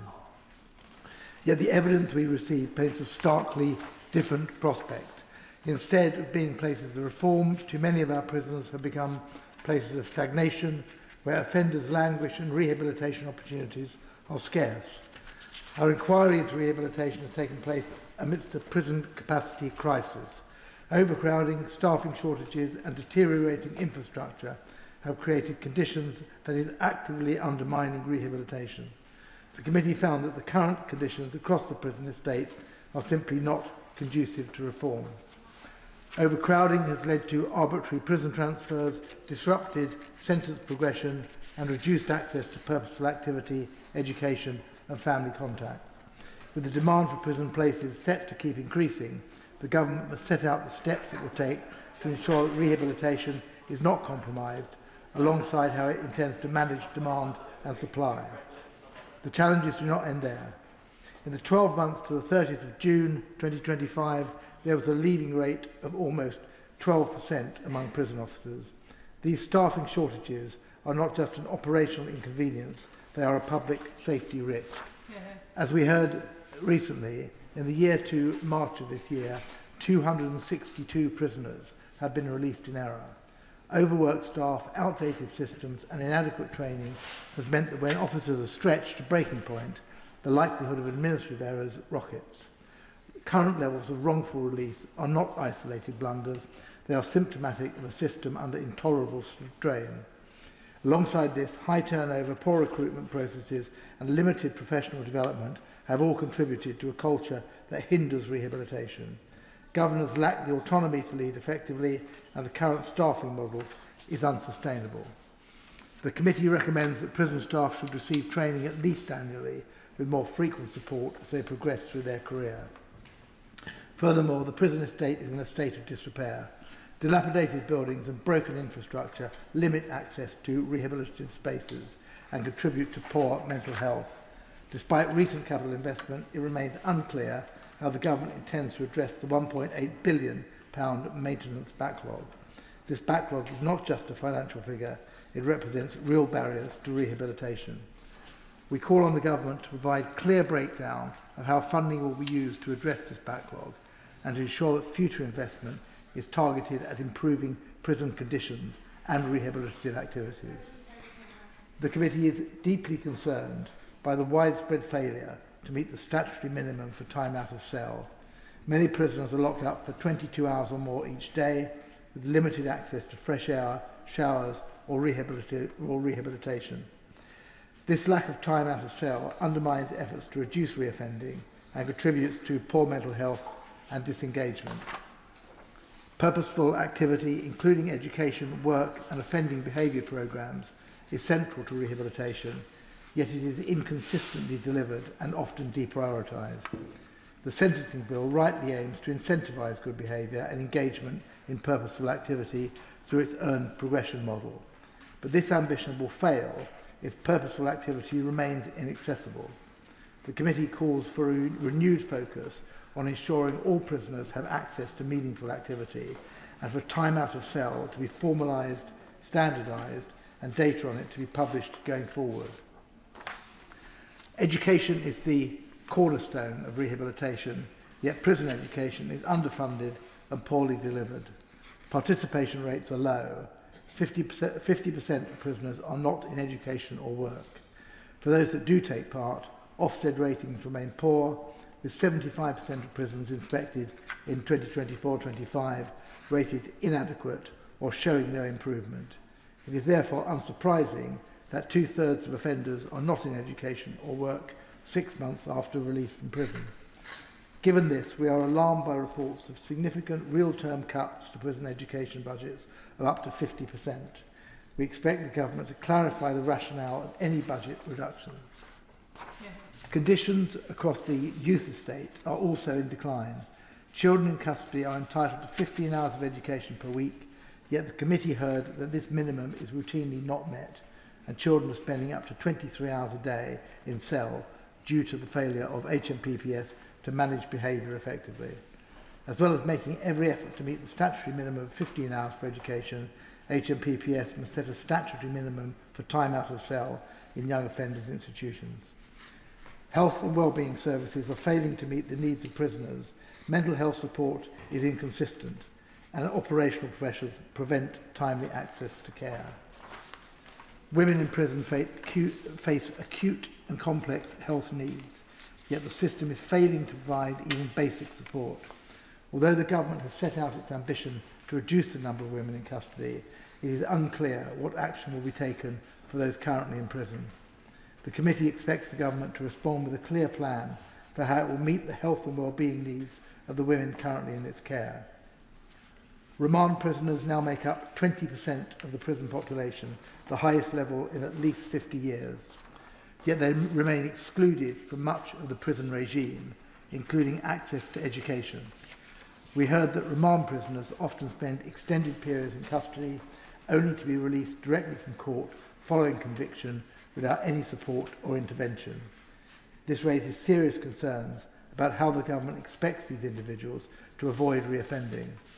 Rehabilitation must be available the moment someone enters custody, and therefore remand prisoners should have access to all parts of the regime should they choose to participate. There is plenty more to be done to improve outcomes for offenders. The committee will shortly commence part 2 of its inquiry by examining how rehabilitation continues in the community for those released from prison, as well as those serving non-custodial sentences.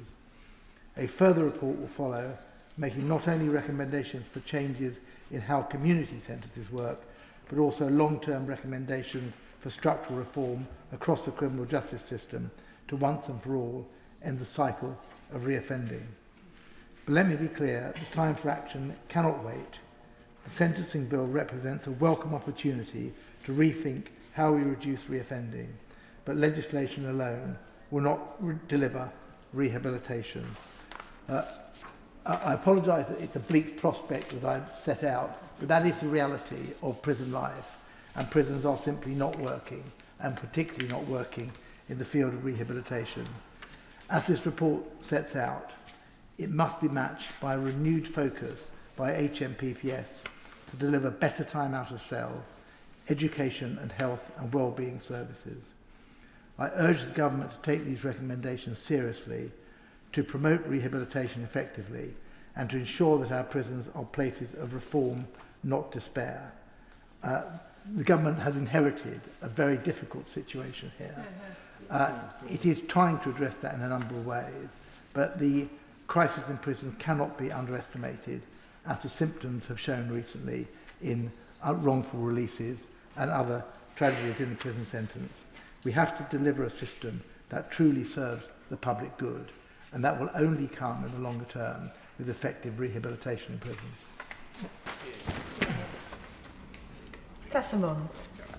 Thank you, Madam Deputy Speaker. I thank the Honourable Gentleman for presenting the committee's statement. With the Chief Inspector of Prisons recently concluding that the outcomes for children in custody are not improving, and the urgent notification issued to Oak Hill Secure Training Centre, and given that it's children we are discussing, does the Honourable Member agree that the conditions across the youth estate are completely unacceptable, and as recommended, the government should produce an action plan for youth custody? I do agree with, and I thank the Honourable Member, who's a very effective and active member of the committee, for that question. We shouldn't ignore the fact that youth custody is one of the successes of the prison system, in the sense that over the past few decades, the numbers of young people in custody have gone down from, I think, over 3,000 to around 400 now. But those who remain in youth custody in a rather confused variety of institutions are not being well served. I think it's the intention of the committee to look at youth custody and young people in prison itself, but we can only examine and recommend. I think it is for the government to look, as a matter of urgency, at the crisis that exists also in the youth estate for those who remain in custody. I thank my honourable friend for his statement. Does he agree that reducing reoffending through rehabilitation is not only the key to reducing the prison overcrowding, but also the court backlogs too?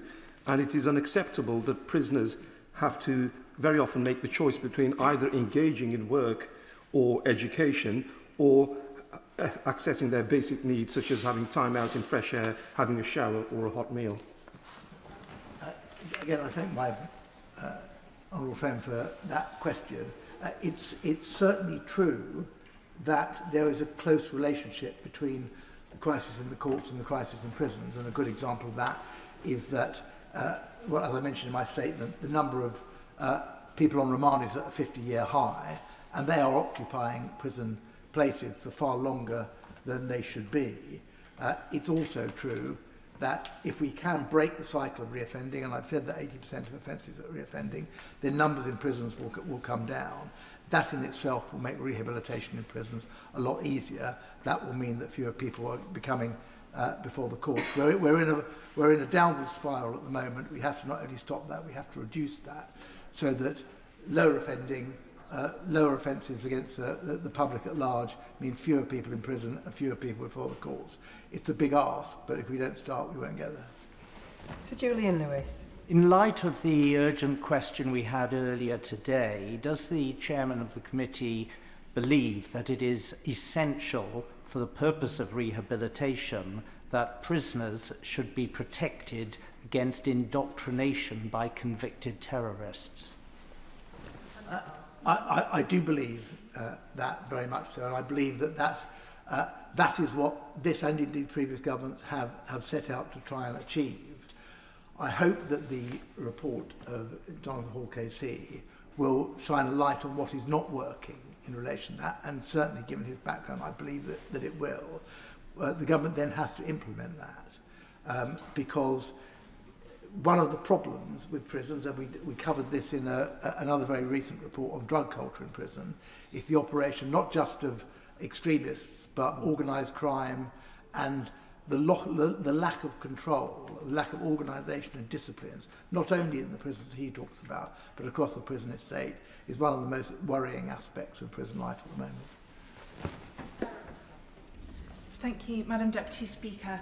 There is an epidemic of violence against women and girls in this country, and the government has a stated aim of reducing this by 50%. In that context, it is absolutely critical that our prisons play their role in rehabilitation. Does the chair of the Select Committee agree with me that while 70% of people are being released from remand, having spent either directly because they're found not guilty, or in fact because they're found guilty but on the basis of time served, we're currently missing a huge opportunity to do rehabilitative work because that is typically not offered to those on remand at all? Again, I thank my friend very much for that question. Numbers of women in prison and indeed of young people are a small percentage of the prison population, but they give particular cause for concern. I mentioned in my statement the health and mental health needs of women prisoners, which are higher, levels of self-harm are higher, and there is a clear need there. It's a need, I think, to be fair to the government has recognised, which the government has policies to address. It's the practicality of that we're lacking now, because at the moment the levels of support that are required. So I welcome the fact the government has said it wants to see, very clearly it wants to see fewer women in prison. What we need to know is how is that going to be achieved from this point onwards. Thank you, Madam Deputy Speaker. Around half of prisoners are neurodivergent, and the population of young prisoners with ADHD is around 10 times higher than in the population at large. And with such specialist targeted support needed for these prisoners, we've heard that they've been let down by the system and they can't access the right time at the right support regardless of the new system that's in place. Does the Honourable Member agree that the delay in producing an update to the Neurodiversity Action Plan is unacceptable and it really must be published straight away? Lady, as the newest member of the committee, I'm pleased to see her here today. Yes, she's always got behind the brief very quickly, because we are waiting for an update on the Neurodiversity Action Plan. Many levels of societal problem are reflected to a much higher level in prisons, whether that be people with learning difficulties, people with literacy problems, and indeed neurodivergency. That's not a coincidence, but it is a wake-up call to the fact that these issues have to be addressed. Rehabilitation is for all prisoners, and special steps need to be taken in relation, particularly neurodiverse prisoners. So I hope we are going to see I know to see the Minister, very capable Minister in her place, is listening to all this, and I'm sure she will tell us very soon when the action plan is going to be updated. And that concludes the statement. We now move on to the presentation of bills. Presentation of Bill, Bobby Dean.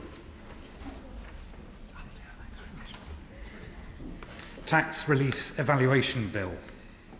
Second reading what day? Friday the 14th of January. Friday the 14th of January.